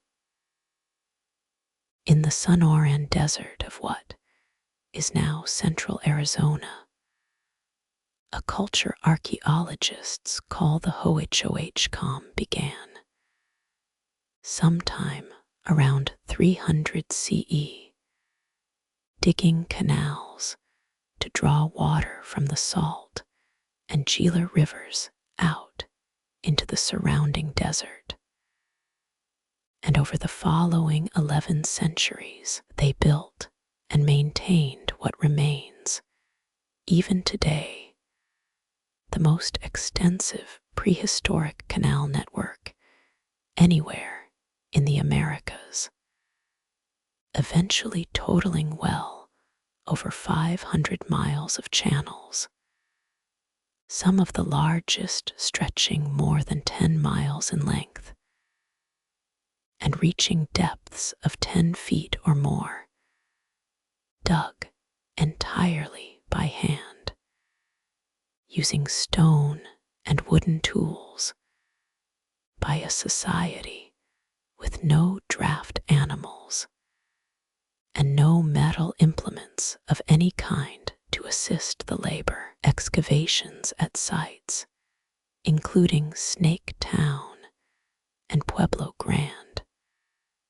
both within the boundaries of what is now the Greater Phoenix metropolitan area, have allowed archaeologists to map the Hohokam canal system in genuinely remarkable detail, revealing a carefully engineered hierarchy of channels, from large primary canals carrying substantial water directly from the rivers, branching down through progressively smaller secondary and tertiary channels, eventually reaching individual fields in an arrangement not unlike the branching structure of a tree, or, for that matter, the branching structure of a human circulatory system.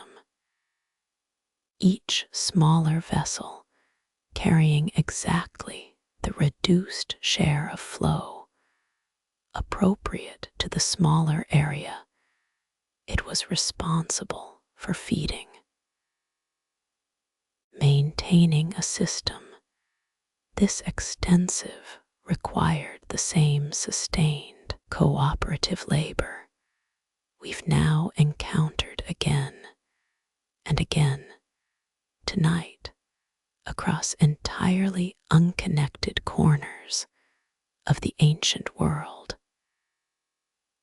And archaeologists studying Hohokam settlement patterns generally conclude that canal maintenance and water-sharing agreements likely played a central organizing role in how Hohokam communities structured their own social and political life, coordinating labor and water rights across multiple villages, sharing a single river's limited flow, in an arrangement that, once again, echoes the same basic cooperative logic Sumerian tablets recorded in Kyoonai form, thousands of miles away and thousands of years earlier, without either society ever having the faintest awareness the other existed. The Hohokam canal system was gradually abandoned sometime in the 1400, for reasons researchers still actively debate, likely involving some combination of prolonged drought, catastrophic flooding events that damaged the system faster than it could be repaired, and shifting social and political pressures across the region. But the story doesn't quite end there, and it's worth knowing the ending, since it's a genuinely fitting one for tonight's entire theme. When American settlers arrived in the Phoenix area in the 1860 and began planning their own irrigation canals to farm the same stretch of desert, they discovered the old Hohokam channels still faintly visible in the landscape, silted in but still legible after 4 centuries of abandonment, and in numerous documented cases simply recut and reused those same ancient canal routes rather than surveying entirely new ones, since the original Hohokam engineers had already, centuries earlier, worked out precisely the most efficient paths water could take across that particular stretch of desert. Some canals still carrying water through modern Phoenix today follow, at least in part, lines first cut by hand into the desert floor well over 1,000 years ago by people whose names, like so many of the patient builders we've encountered across tonight's whole journey, were never recorded anywhere at all. Let's slow down even further for a moment. Since we've covered a great deal of ground tonight, moving between continents and centuries rather quickly, and it's worth returning one more time to the actual physical texture of this work, the part that doesn't show up in an administrative tablet or a modern archaeological survey, but that would have filled almost every single hour of almost every single day for the countless unnamed people who actually built and maintained all of this. Think about the tools themselves first, since they were, almost everywhere in tonight's story, remarkably humble. A digging stick, sometimes fire-hardened at its point for extra strength, sometimes fitted with a simple stone or bone blade lashed on with cord. A wooden hoe, its handle worn smooth by years of the same hands closing around it in the same grip, morning after morning. Woven baskets carried on a shoulder or balanced on a head used to haul excavated earth away from a growing channel, one modest load at a time. The same motion repeated so many thousands of times across a single canal's construction that it would have become, for the people doing it, less a conscious action than something closer to breathing, automatic, unremarkable, simply what a body did, while a mind wandered somewhere else entirely. Consider the actual sensations involved, since they would have been remarkably consistent across every single culture we visited tonight, whatever else separated them. The particular resistance of packed earth giving way beneath a digging stick, different in early morning, when overnight moisture had softened it slightly, than in the full heat of midday, when the same ground could turn nearly as hard as the fired clay tablets Sumerian scribes used to record the labor. The smell of freshly turned soil, cool and mineral, and faintly sweet, rising up from a newly opened channel, mixing with the drier, dustier smell of the same soil once it had been piled and left to dry along the canal's edge. The particular ache that settles into shoulders and lower backs after hours of steady, repetitive digging. Not sharp, not injury, just the slow, familiar accumulation of a day's honest physical work, the kind of tiredness that by evening made sleep come easily and completely. Exactly the kind of tiredness, in fact, that tonight's whole story is quietly, gently trying to lend you now, however many thousands of years and thousands of miles removed from the people who actually felt it first.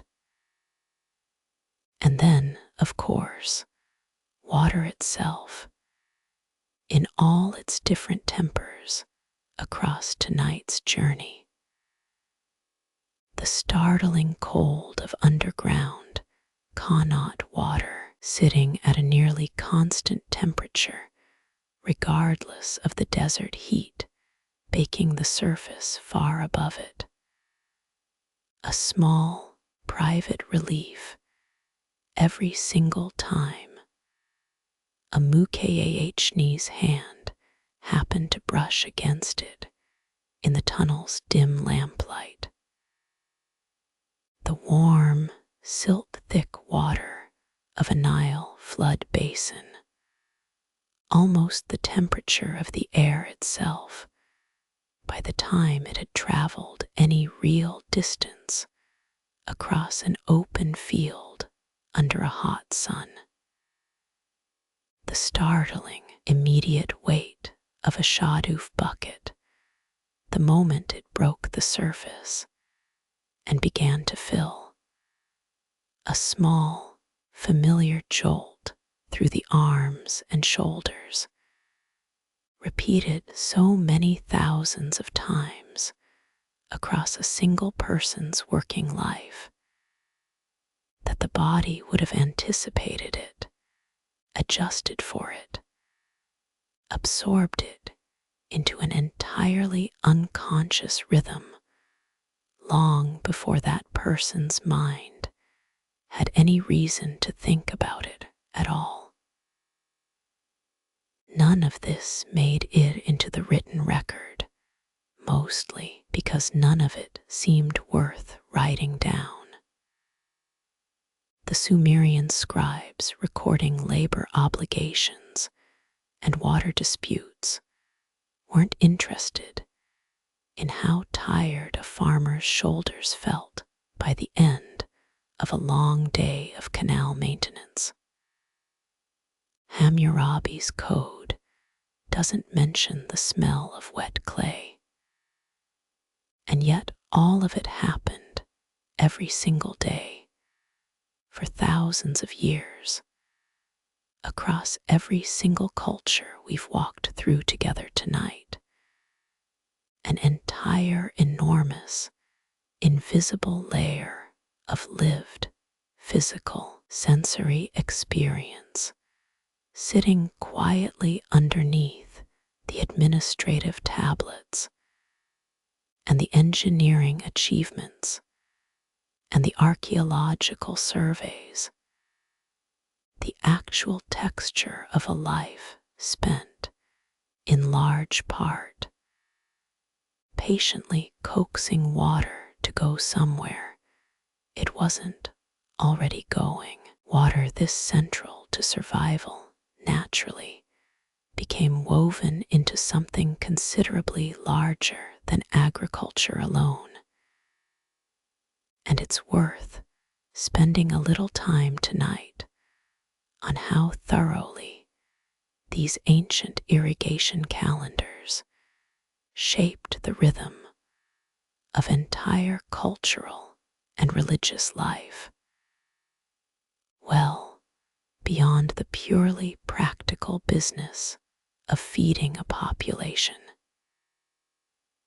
In Egypt, the Nile flood's arrival was marked each year by genuine religious observance, its timing so consistent and so consequential that it structured the entire Egyptian calendar around it, dividing the year into 3 seasons named directly for the flood's own progress. Akhit, the season of inundation, when the basin system we discussed earlier filled with water and silt. Perit, the season of growth, once the water had receded and crops were planted in the newly enriched soil. And Shamu, the season of harvest and low water, the dry months leading back around toward the flood's next arrival. Religious festivals, agricultural labor, tax assessment, even the traditional timing of royal building projects, all of it followed this same 3-part rhythm, inherited directly from the river's own patient, repeating cycle. A calendar quite literally built from water rather than merely tracking it.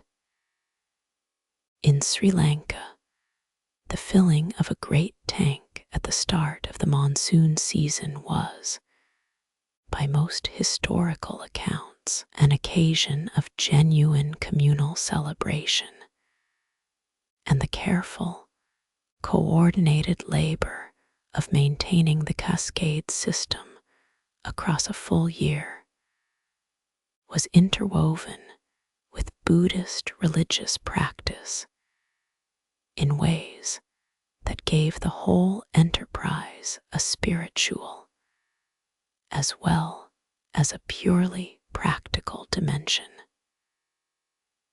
Temples were frequently built directly alongside major tanks, and the maintenance of the irrigation system itself was, in numerous documented cases, considered a form of religious merit-making in its own right, an act of genuine spiritual as well as agricultural significance, blurring, in a way that might feel unfamiliar to us today, any clean line between the sacred and the merely useful. Even the humble act of canal clearing carried its own social weight across many of tonight's cultures, since the periodic, large-scale labor of dredging silt or repairing a damaged section of a shared canal required, almost everywhere, the coordinated effort of an entire community working together at once, rather than individual households working alone on their own private schedules. These communal work periods appear across multiple independent cultural traditions to have doubled as genuine social occasions, moments when an entire dispersed farming community came together physically in one place, shared food, shared labor, and quite likely shared news, gossip, and the accumulated small business of village life that had built up during the months everyone had otherwise spent scattered across their own separate fields.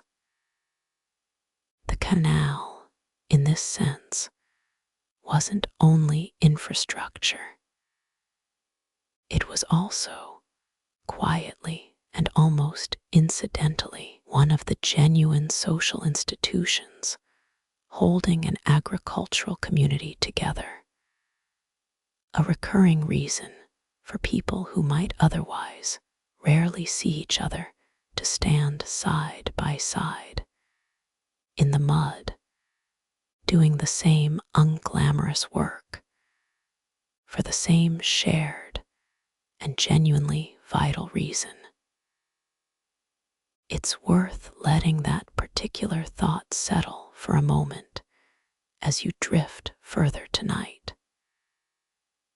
We tend to imagine ancient religion and ancient engineering as separate categories, one concerned with the sacred, the other with the practical. But for the people actually living inside these systems, tending a shared tank, waiting for a flood, dredging a canal alongside neighbors they'd known their entire lives, that distinction likely felt considerably less clean than it does to us now, looking back from a considerable distance. Water was survival, and water was also, in its own quiet way, something close to holy, not because anyone had decided abstractly that it should be, but because anyone who has ever depended entirely on a river's mood for their own family's next meal understands immediately and without needing to be taught exactly why it might deserve that kind of reverence.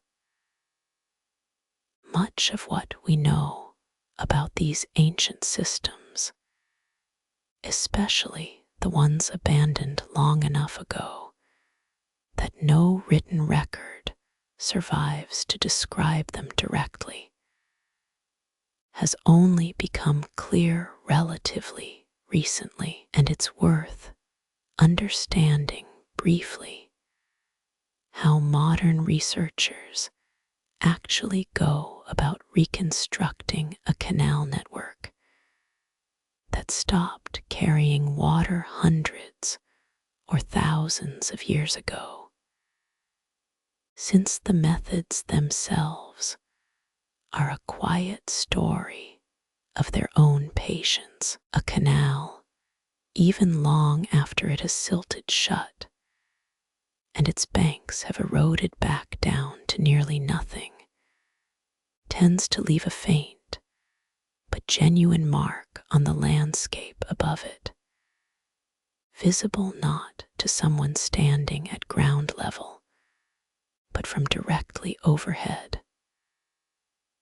Soil that once sat within a canal channel typically retains slightly different moisture and mineral content than the surrounding, undisturbed ground, which means crops or wild vegetation growing above an old, buried canal line often grow marginally taller, shorter, or differently colored than the plants growing just a few feet away. A subtle difference invisible to someone walking across the field, but often strikingly clear in aerial photographs, especially when the light is low and raking across the landscape at a particular angle. Robert McCormick Adams's own pioneering survey work across Mesopotamia relied heavily on exactly this technique, systematically studying aerial photographs of the Iraqi countryside to trace the faint, ancient outlines of canal systems that had been invisible from the ground for centuries. Work that helped establish, for the first time, just how extensive and how carefully organized early Mesopotamian irrigation networks genuinely were. More recently, the same broad category of remote sensing technology we've explored in considerable detail on another night's journey together, satellite imagery and airborne LiDAR scanning, has extended this same basic approach considerably further, allowing researchers to map ancient canal systems buried beneath modern development, dense vegetation, or centuries of accumulated wind-blown sand in places and at a scale that ground-based survey work alone could never realistically achieve. Some of the Hohokam canal segments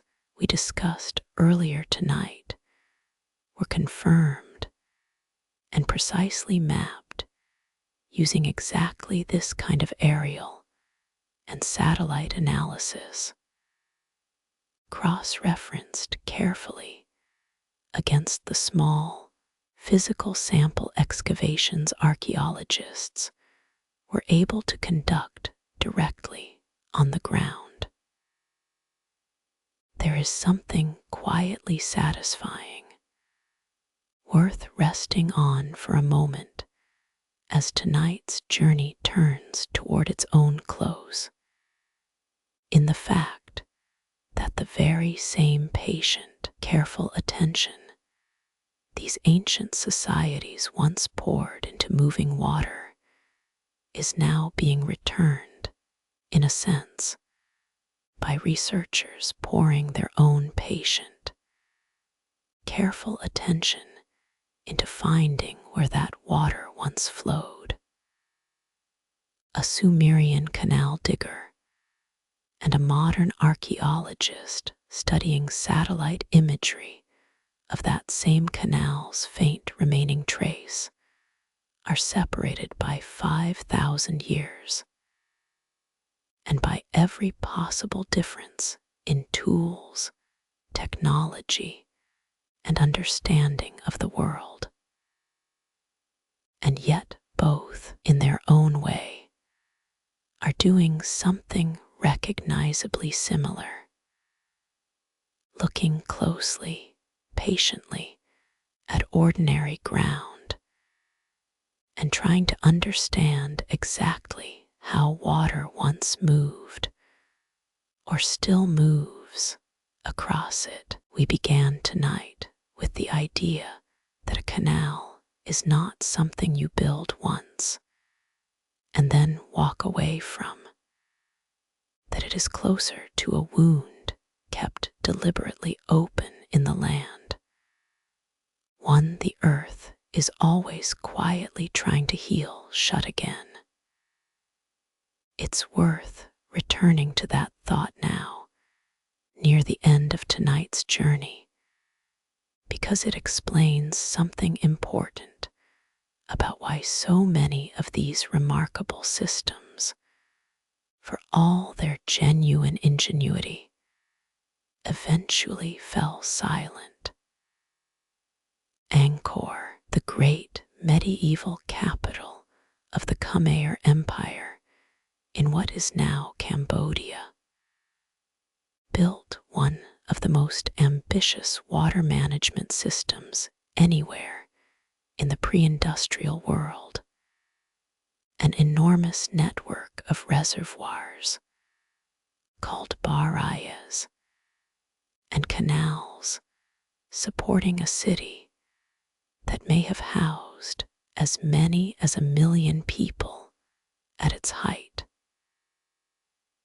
When sustained drought, followed by unusually severe monsoon flooding, placed genuine strain on that same system during the 1300 and 1400,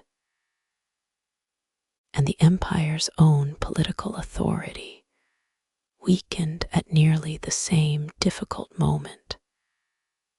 The careful, ongoing maintenance the whole network depended on gradually became harder and harder to sustain, until large sections of it silted shut, broke down, and were never fully repaired.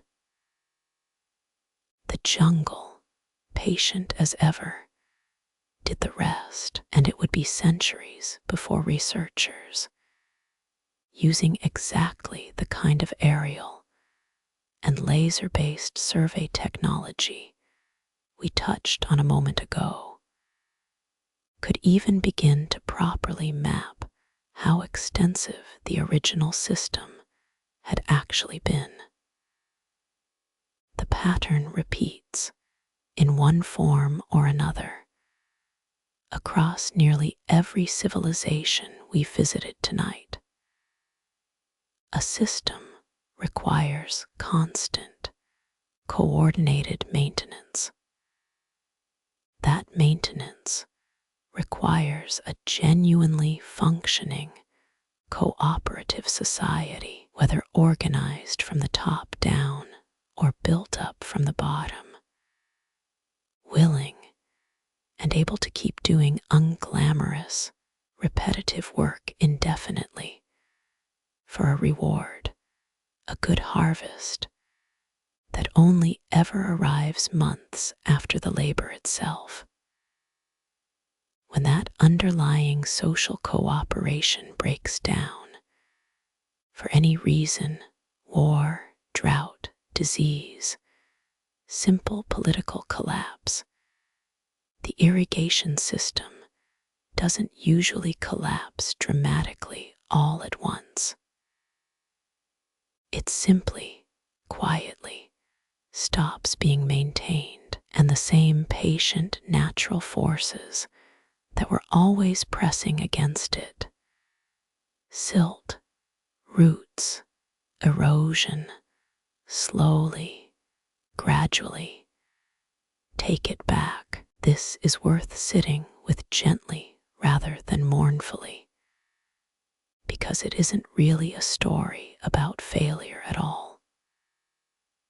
Dujiangyan and the Iranian qanats are still working today precisely because, across 2,000 years and more, enough successive generations kept choosing again and again to do the unglamorous maintenance work required to keep them alive. Angkor's Barayas and the Hohokam canals of Arizona eventually stopped, not because anyone built them badly, but because the particular, difficult, sustained cooperation they depended on eventually, for reasons often well beyond any single person's control, became impossible to maintain. Both outcomes, the systems still quietly working tonight and the systems that fell silent centuries ago, tell the same underlying truth about this entire subject. Moving water is never really a finished achievement. It's an ongoing relationship renewed by patient labor every single season, for as long as anyone remains willing and able to keep renewing it. It's worth pausing before we let this whole long thread finally rest, to notice just how directly this ancient work still shapes the world you're lying in right now, tonight, however far removed it might feel from a Sumerian ditch or a Persian tunnel. Roughly 70% of all the fresh water human beings use anywhere on Earth today still goes toward irrigating crops. And the basic underlying logic hasn't actually changed nearly as much as the technology surrounding it might suggest. Modern drip irrigation systems, which deliver water slowly and precisely to a plant's roots through a network of narrow tubes, are, at their conceptual core, doing exactly what a Persian qanat builders were already trying to do 3,000 years ago. Minimize evaporation, minimize waste, and get water to exactly where a plant needs it, exactly when it needs it, with as little lost along the way as possible. Large modern reservoirs, holding back a wet season's abundance for release during a dry one, are doing precisely what Sri Lankan tank cascades were already doing 1,000 years before that. Even the large canal networks still irrigating farmland across California's Central Valley or northern India's Punjab region, or the plains of northern China, echo at a considerably larger scale, but along essentially the same basic principles. The same ditches Sumerian farmers first cut into sun-baked clay 6,000 years ago on a floodplain between two unpredictable rivers. None of this is really about technology at all when you look closely enough. And that might be the quietest, truest thing tonight's whole journey has to offer you as you finally drift towards sleep. It's about an old, patient relationship between human beings and water, one that has looked different in every single culture we've visited tonight, shaped by different rivers, different rainfall, different mountains, different soil, and yet has asked, underneath all of that difference, essentially the same question every single time. Where does the water want to go? Where do we need it to go instead? And how much patient, careful, cooperative labor are we willing to keep offering, season after season, generation after generation, to gently close that gap? It's worth pausing on the actual instruments that made this kind of precision possible, since getting a canal's grade even slightly wrong could undo months of careful digging. Roman engineers used a device called a chorobates, a long wooden bench fitted with a water-filled groove or a hanging plumb line, allowing a surveyor to check at intervals along a proposed canal or aqueduct route that the ground truly sloped downward at the gentle, consistent angle the whole system depended on. Egyptian surveyors used a simple wooden instrument called a merkit, paired with a plumb line, to establish true level and true vertical alignment, tools simple enough to build from a few pieces of wood and cord, yet precise enough in careful hands to guide construction across considerable distances without the entire gradient drifting fatally off course. None of these instruments could do the work alone. Every single one of them still required a patient person, walking the proposed route step by step, checking and rechecking the same reading again and again, before a single spade of earth was ever actually turned.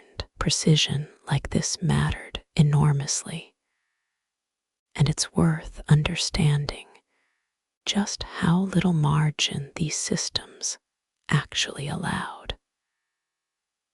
A canal graded too steeply would erode its own bed within a single flood season, deepening and widening uncontrollably until the careful, level fields it was meant to serve simply washed away along with it.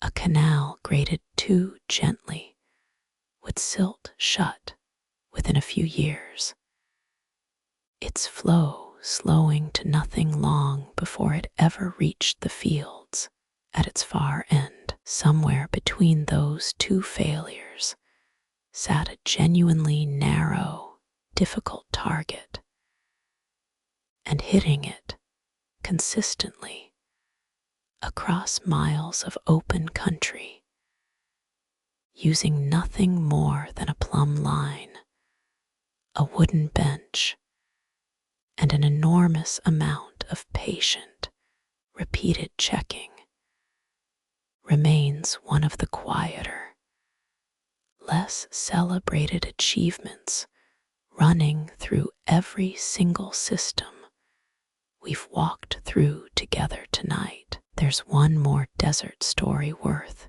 including before we finally let this journey rest, because it shows the same patient ingenuity solving yet another, slightly different version of tonight's central problem. The Nabateans, a trading people who built their capital at Petra in what is now southern Jordan, faced a landscape that received, in an ordinary year, only a few inches of rainfall, arriving suddenly and briefly rather than gently and reliably in flash floods that could fill an entire dry riverbed within minutes, and then vanish again just as quickly, most of the water lost to evaporation or absorbed uselessly into sand long before it could ever reach a field or a cistern. Nabatean engineers, working sometime between the 4th century BCE and the 1st century CE, responded by carving an extraordinarily precise network of channels directly into the sandstone cliffs surrounding their city. Narrow grooves cut with real geometric care along the rock face, designed specifically to catch flash flood water at the exact moment it appeared and guide it swiftly before evaporation or absorption could claim it into a system of carved cisterns and reservoirs hidden within the rock itself, some large enough to store water sufficient to supply the entire city through months of otherwise reliable drought. Some of these carved channels remain visible today, cut into the same rose-colored sandstone that makes Petra so visually striking to modern visitors, running along cliff faces in careful, deliberate lines toward cisterns that, in several documented cases, still hold water after more than 2,000 years. What made the Nabatean system worth mentioning here specifically is the sheer speed it had to work at, considerably faster than almost anything else in tonight's story. A Sumerian canal could be dug over the patient course of weeks. A qanat tunnel could advance slowly over months or years. Nabatean flash flood channels, by contrast, had to capture and redirect an entire sudden surge of water within minutes, since a flash flood in the desert arrives with real violence and departs again almost as quickly, leaving nothing behind for anyone who wasn't already prepared in advance, with exactly the right channel already carved in exactly the right place to receive it halfway around the world on the volcanic island of Bali in Indonesia. An entirely different water tradition developed, and it survives today in a form still remarkably close to its ancient original, offering a genuinely rare living window into how these systems actually functioned as a complete, ongoing, coordinated whole, rather than only as archaeological ruins.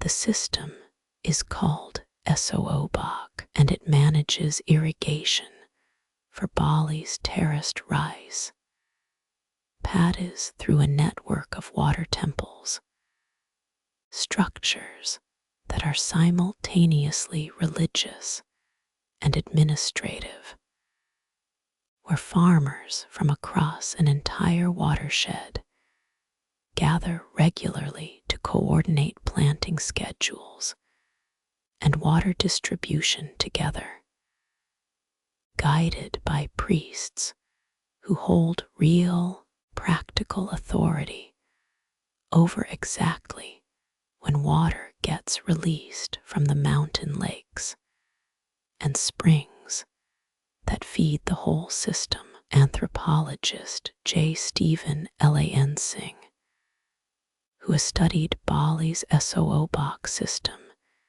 in considerable depth over several decades, found something genuinely striking when he modeled the system's actual behavior using modern computer simulation. The traditional temple coordinated planting and water release schedule, developed and refined by farmers over many centuries without any formal scientific understanding of hydrology or pest ecology, turned out to be close to mathematically optimal, balancing water availability against the risk of rice pests spreading between neighboring farms. Considerably better, in fact, than a more centralized, top-down irrigation schedule Indonesian agricultural planners attempted to impose during the 1970s, which inadvertently increased both water shortages and crop losses before officials eventually, quietly, allowed the older temple coordinated system to resume. It's a genuinely remarkable, well-documented example of exactly the kind of accumulated, patient wisdom we've encountered again and again tonight, embedded not in a textbook or a formal engineering study, but in centuries of careful, cooperative, repeated practice, tested against real consequences, season after season, until it quietly arrived at something close to the right answer long before anyone had the mathematical tools to prove it was the right answer at all. In the drier regions of northwestern India, particularly across the modern states of Gujarat and Rajasthan, ancient and medieval communities developed a genuinely distinctive answer to the challenge of surviving a monsoon climate's long, dry off-season, one that solved the practical problem of water storage, while also, unusually among tonight's examples, becoming a genuine celebrated feat of architecture in its own right. These are stepwells, locally known by names including Bori and Vav, structures that descend, level by level, deep into the earth toward the water table below. Their walls lined with elaborate carved stone stairways, allowing people to walk down, gradually, toward the water's surface as it naturally rose and fell with the seasons, rather than requiring a rope and bucket to haul water up from a fixed point far below. The engineering logic behind a stepwell is worth understanding clearly, since it solves a genuinely practical problem with real elegance. A simple vertical well shaft works well enough when the water table sits at a roughly constant depth year-round. But in a monsoon climate, where the water table can rise dramatically during the rainy season and drop just as dramatically during the following dry months, a single fixed access point becomes considerably less useful, sometimes requiring a dangerously long rope and bucket during the driest part of the year, and sometimes barely needed at all once the water rises close to the surface after good rains. A stepwell's descending terraces solved this by offering multiple access levels, allowing people to walk down only as far as the water's current level actually required, whether that meant descending just a few steps after a good monsoon or all the way down through many stacked stories of carved stone during the depths of a dry season. Some of the surviving stepwells, including Chand Bori in Rajasthan, believed to have been built sometime around the 9th or 10th century CE, descend an extraordinary 13 stories beneath the surface, their walls covered in a dizzying, perfectly symmetrical lattice of thousands of narrow stone steps, meeting at sharp geometric angles that create a genuinely striking visual effect, more closely resembling an inverted pyramid or a piece of deliberate abstract art than a simple utilitarian water source. And utilitarian, these structures certainly were not meant to be alone, since stepwells across the region were frequently built with considerable additional ornamentation, carved pillars, sheltered platforms, and small shrines built into their walls, transforming what was, at its functional core, simply a very deep and very carefully engineered hole in the ground into a genuine gathering place, offering welcome shade and relief from the region's considerable heat. A place where women, who traditionally carried most of the responsibility for a household's daily water needs, could rest, socialize, and escape the sun during the walk down and the walk back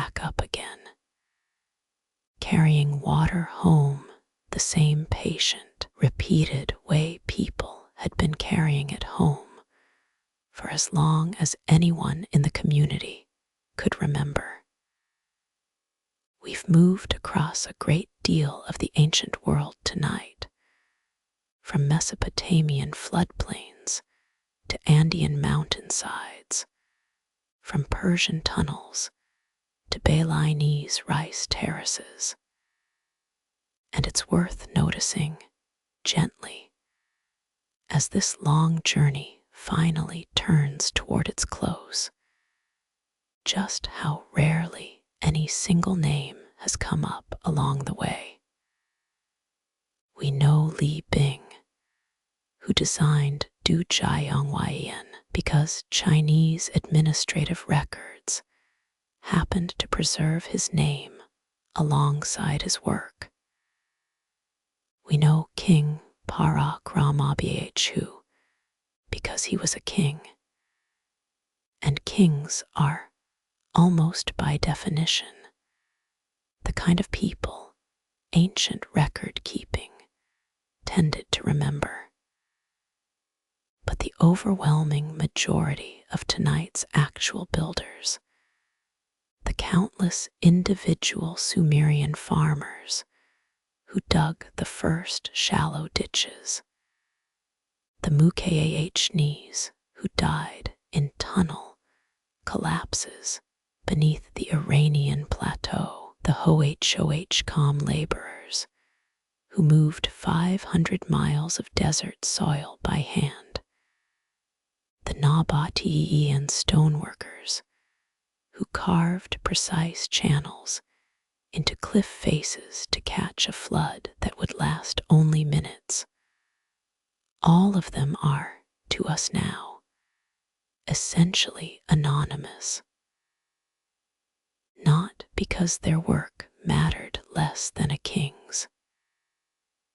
If anything, their work mattered rather more in the most direct and practical sense to considerably more people for considerably longer. They are anonymous simply because that is what happens almost universally to the kind of quiet, repetitive, essential labor that keeps an entire civilization fed year after year without ever producing a single dramatic moment worth carving into a monument. There's a particular kind of comfort available in that thought if you let yourself sit with it as you drift further toward sleep.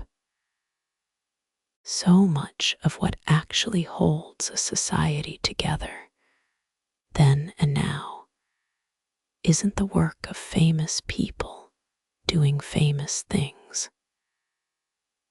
It's the accumulated, unglamorous labor of ordinary people doing the same necessary task over and over, well enough and reliably enough that everyone else could simply take it for granted, could build cities and write poetry and raise children without ever needing to think, on any given ordinary day, about where their water was actually coming from, or who had spent that morning making sure it kept arriving.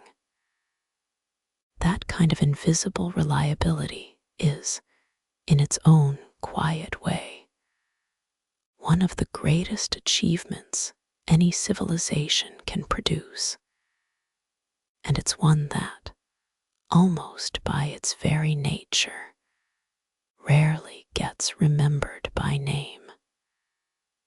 Tonight, in a very small way, we've tried to remember it anyway. Not any single person, since we mostly can't, but the whole enormous, patient category of human effort those countless unnamed people represent, stretching stretching across 6,000 years, and every continent except Antarctica, all of it aimed at the same simple, unglamorous, essential goal: taking water that wanted to go somewhere else and asking it patiently, respectfully, season after season, to come this way instead. It's worth pausing here for a moment to return to where we began tonight. That shallow ditch cut by hand into sun-baked Mesopotamian clay, 6,000 years ago, running from a riverbank out toward a single waiting field. Everything else we've walked through together tonight, every tunnel and terrace and temple and tank, is in a very real sense simply that same first small idea, tried again and again by different people in different places against different rivers and different mountains and different seasons, refined a little further each time, carried a little further each time, but never actually replaced. The idea itself never changed. Water follows the lowest path available to it. A patient person can dig that path in advance. Everything tonight, every single thing, is a variation on exactly that one quiet realization. Picture it for a moment, gently, before we continue on with a few last threads. Not a monument, not a king, just an ordinary morning somewhere on that ancient floodplain, the air still cool before the sun has fully risen, a shallow channel already cut and waiting in the earth, and somewhere upstream, very slowly, water beginning to rise, finding the opening that was left for it, and starting, unhurried, exactly the way it always has, to move before we let this whole long thread rest completely. It's worth knowing that this particular story is still, quite actively, being uncovered.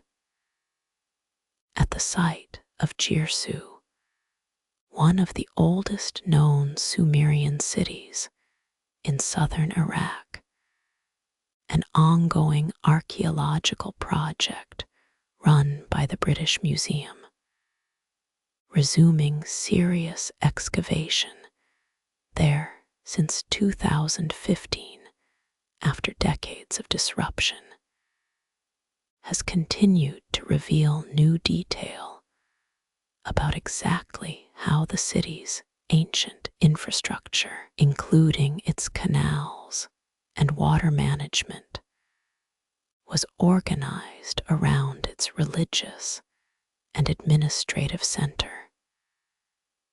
Researchers working at the site have used a careful combination of ground excavation, drone photography, and the same kind of remote sensing technology we touched on earlier tonight to map features that had remained completely invisible since the city was finally abandoned, sometime after 200 BCE, following, appropriately enough given everything we've covered tonight, a documented shift in the course of the very river the city's own canals had once depended on.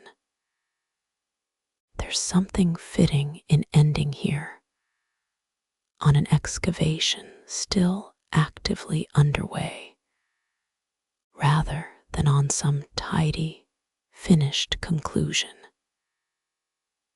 6,000 years after the very first shallow ditch was cut into that same stretch of floodplain, researchers are still out there, carefully, patiently uncovering exactly how far that first small idea eventually traveled, one careful season of fieldwork at a time, in almost exactly the same unhurried, accumulating spirit the original canal builders themselves would likely have recognized immediately. There's one more ancient system worth walking through before we turn to the sacred dimension of all this, since it involves what may be the single largest dam anywhere in the pre-modern world, and because its eventual failure became, for an entire region, one of history's most enduring cautionary stories. In what is now Yemen, the ancient kingdom of Sahba built the Shrib Dam, beginning construction sometime around the 8th century BCE, and expanding it considerably over the following centuries. An earthen dam stretching across the WHD Adih, roughly 45 feet high and well over 800 feet long, channeling seasonal flash flood water through an elaborate system of sluices and stone-lined canals to irrigate an oasis supporting, at its height, a population some historians estimate in the tens of thousands. The dam's engineering shared real conceptual ground with several systems we've already walked through tonight, catching sudden, violent flash floods, not unlike the Nabatean channels at Phra, and storing and redistributing that captured water through careful sluice control, not unlike the Bisokotiowa valve towers of Sri Lanka. What made Shrib distinctive was simply its scale, a single earthen structure ambitious enough to transform an entire stretch of Arabian desert into one of the wealthiest and most agriculturally productive kingdoms in the pre-Islamic Near East. Its wealth built substantially on the same incense and spice trade routes the region controlled, but sustained, season after season, by the dam's continued ability to catch and hold water that would otherwise have simply vanished into the desert sand within hours of any given flood. Maintaining a structure this large required exactly the kind of sustained, centrally coordinated labor we discussed earlier tonight, and inscriptions recovered from the site record repeated major repairs across the centuries, evidence of a kingdom that understood clearly that a structure this consequential could never simply be built once and left alone. Eventually, sometime in the 6th century CE, following what inscriptions and later Arabic historical tradition describe as a final, catastrophic breach.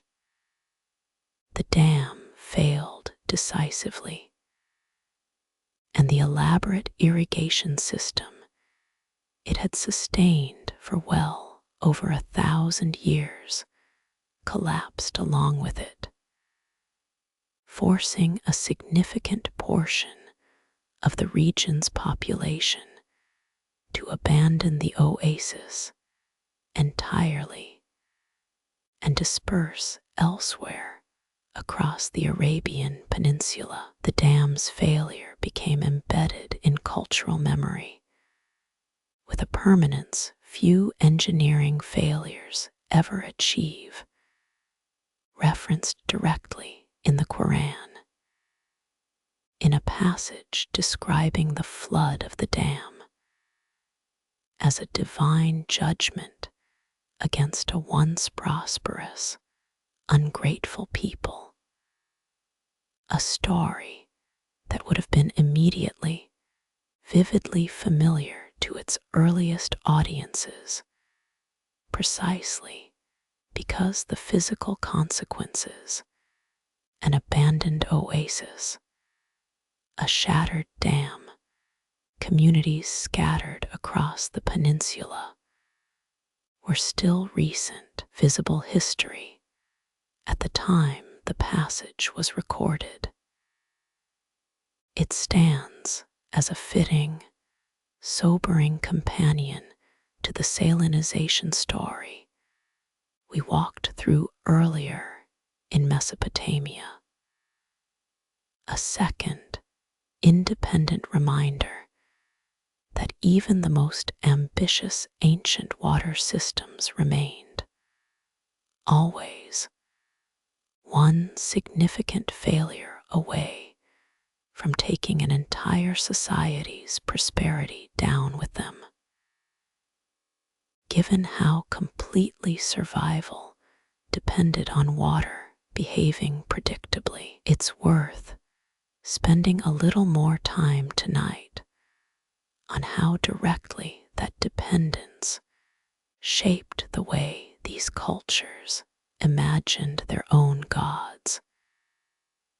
Since the mythology, in nearly every case, sits remarkably close to the engineering. In Sumerian religion, Enki, god of fresh water, wisdom, and creation, was believed to dwell within the Ahbzu, the primordial freshwater ocean Sumerians imagined lying beneath the earth itself, the same underground source in their own cosmology, from which every well and spring ultimately drew. Enki was also credited in surviving Sumerian hymns and myths with having personally organized the world's rivers and canals during creation, filling the Tigris with flowing water, filling the Euphrates with flowing water, establishing the basic hydraulic order the rest of Sumerian civilization would spend the following millennia carefully maintaining. It's a striking thing to notice that the culture, which produced some of the very earliest written water management ledgers in human history, also imagined its own chief god of wisdom as essentially the original canal engineer, laying out the world's rivers with the same careful, deliberate intention a human surveyor might bring to planning a new irrigation network. In Egypt, the god Khnum was believed to control the Nile's annual flood directly, said to reside in a cavern near the river's first cataract at Aswan. personally releasing the floodwaters each year from that same hidden source. Egyptian temple inscriptions describe elaborate rituals performed specifically to secure Khnum favor and ensure a properly generous flood, rituals that priests and officials would have understood as every bit as essential to the harvest as the physical maintenance of the basin system itself. Two different kinds of careful, ongoing labor, one directed at the river, one directed at the god believed to control it, both aimed at exactly the same practical outcome.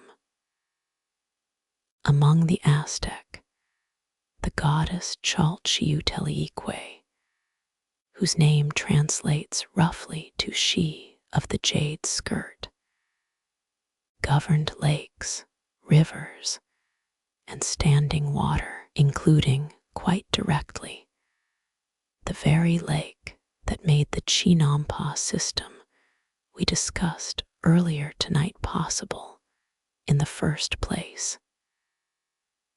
She was honored, according to surviving accounts, with genuine reverence by farming communities who understood, with the same clarity every irrigation-dependent culture in tonight's story eventually arrived at, that their entire way of life rested on a natural force, fundamentally beyond their own control, deserving of real respect and careful, ongoing ritual attention, not simply practical management. It's worth noticing, gently, as tonight's journey nears its true end, that none of these cultures seem to have drawn any firm line between the sacred reverence owed to water and the practical, patient labor required to manage it well. Praying to Enki and maintaining a canal bank were not, to a Sumerian farmer, two separate categories of activity, one spiritual and one practical. They were more likely simply two halves of the same continuous, careful relationship with the one natural force every single person in that entire civilization depended on completely and understood correctly that they could never fully control. One further system deserves a place in tonight's journey, if only because it shares Dujiangyan's own remarkable trait of simply never having stopped working. Along the Khveri River in southern India, the Chola king Karikahla built a diversion dam sometime around the 2nd century CE, known as the Kala-Nyi, or Grand Anicut, constructed from unhewn stone laid directly across the riverbed to raise the water level just enough to divert a controlled portion of the Khveri's flow into a network of irrigation canals feeding the fertile Khveri delta below. Unlike a storage dam built to hold back and release water on demand, the Kala-Nyi was designed simply to gently raise and redirect a naturally flowing river, allowing the bulk of its water to continue downstream, while steadily skimming off exactly the share needed for the surrounding fields. A design philosophy genuinely close in spirit to Li Bing's Fishmouth levee on the Min River, arrived at independently on the far side of the Asian continent by engineers who could have had no knowledge that a broadly similar solution was already at work thousands of miles away. The Kala has been repaired, reinforced, and gradually expanded many times across the intervening 18 centuries, including significant British colonial-era engineering work in the 19th century that widened its capacity considerably. And it remains, today, an active, functioning part of the regional irrigation system, supplying the Kah Delta, still quietly performing the same basic task its original Chola builders designed it for nearly 2,000 years ago. It's a fitting final addition to the small, scattered list tonight has assembled of ancient water systems that never fully stopped. Dujiangyan in China, the qanats of Iran, the Kala in southern India, each one separated by vast distances and by centuries of independent development, and each one, remarkably, still carrying water tonight, in this exact moment, to fields whose farmers likely give the structure's true age very little thought at all, simply because it has always, for as long as anyone can remember, simply worked. It's worth returning one more time to the question of conflict, because water disputes in ancient Mesopotamia didn't always stay contained within the kind of civil legal remedies we discussed earlier tonight. Sometime around 2450 BCE, two neighboring Sumerian city-states, Lagash and Umma, fell into a prolonged, bitter conflict over a fertile stretch of borderland called Guadhna, and irrigation sat close to the very center of the dispute. Control of that land meant control of the canals crossing it, and control of the canals meant control of exactly how much water reached each city's own fields.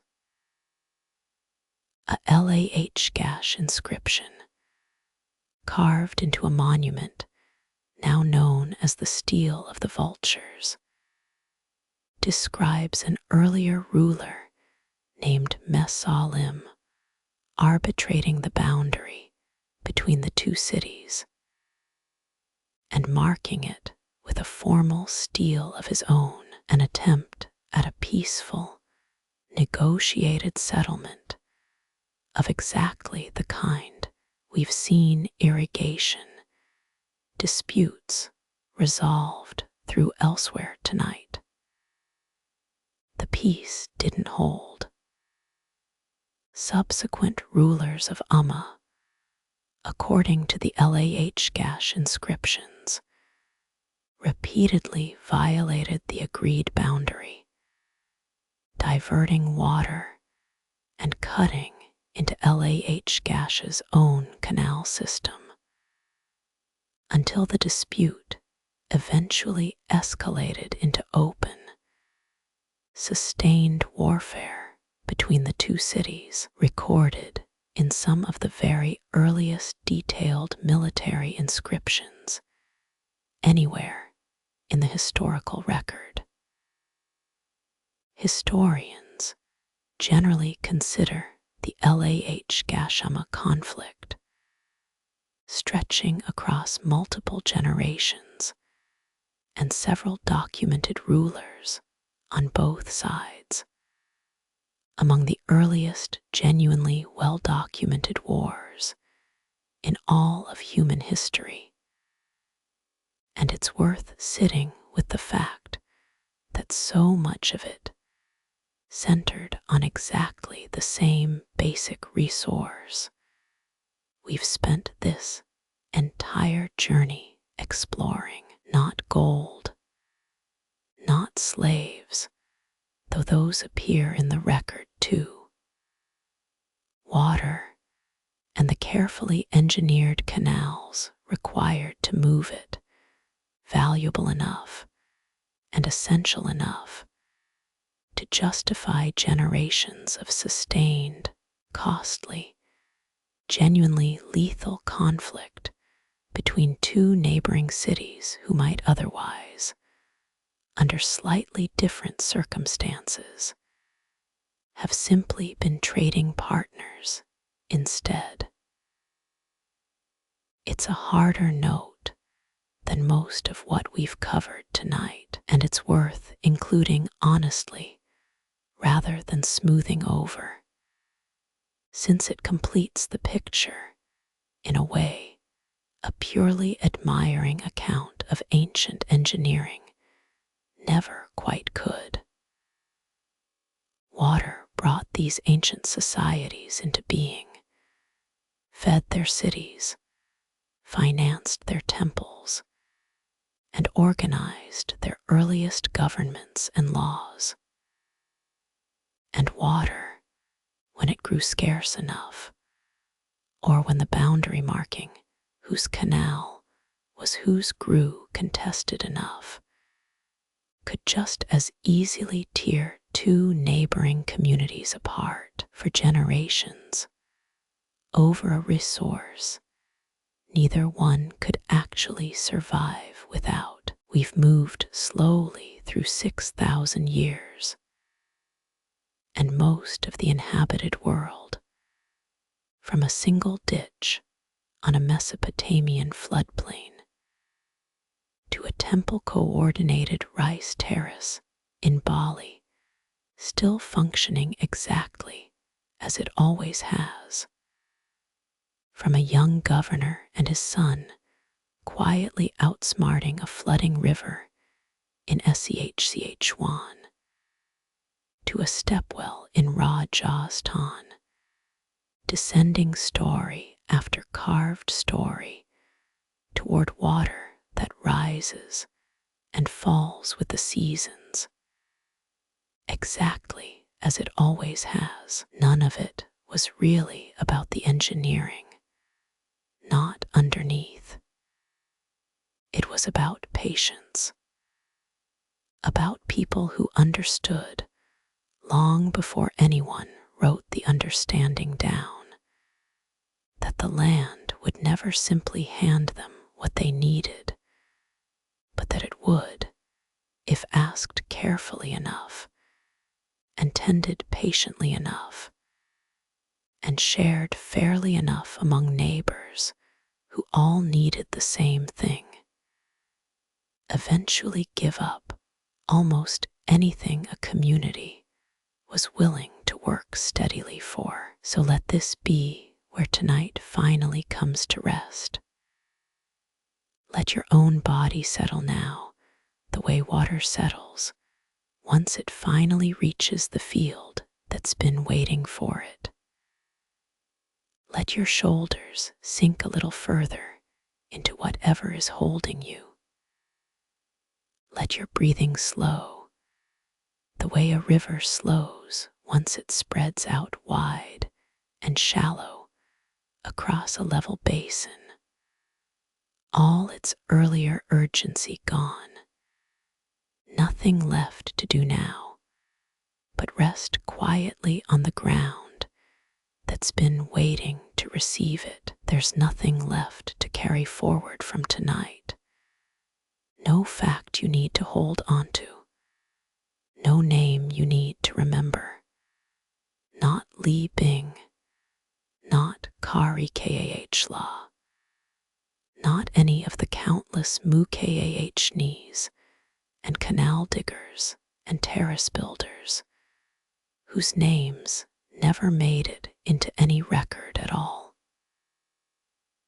Just the general, gentle shape of it, if any of it stayed with you at all, that for 6,000 years, in every corner of the inhabited world, ordinary people have been doing this same patient thing, coaxing water toward the places that needed it most, a little at a time, season after season, never quite finished, never really needing to be.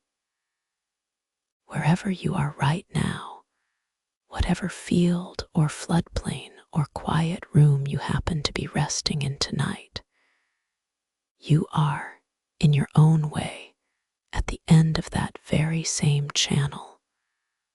Water and time and patience all finally arriving, gently, exactly where they were always headed. Sleep well.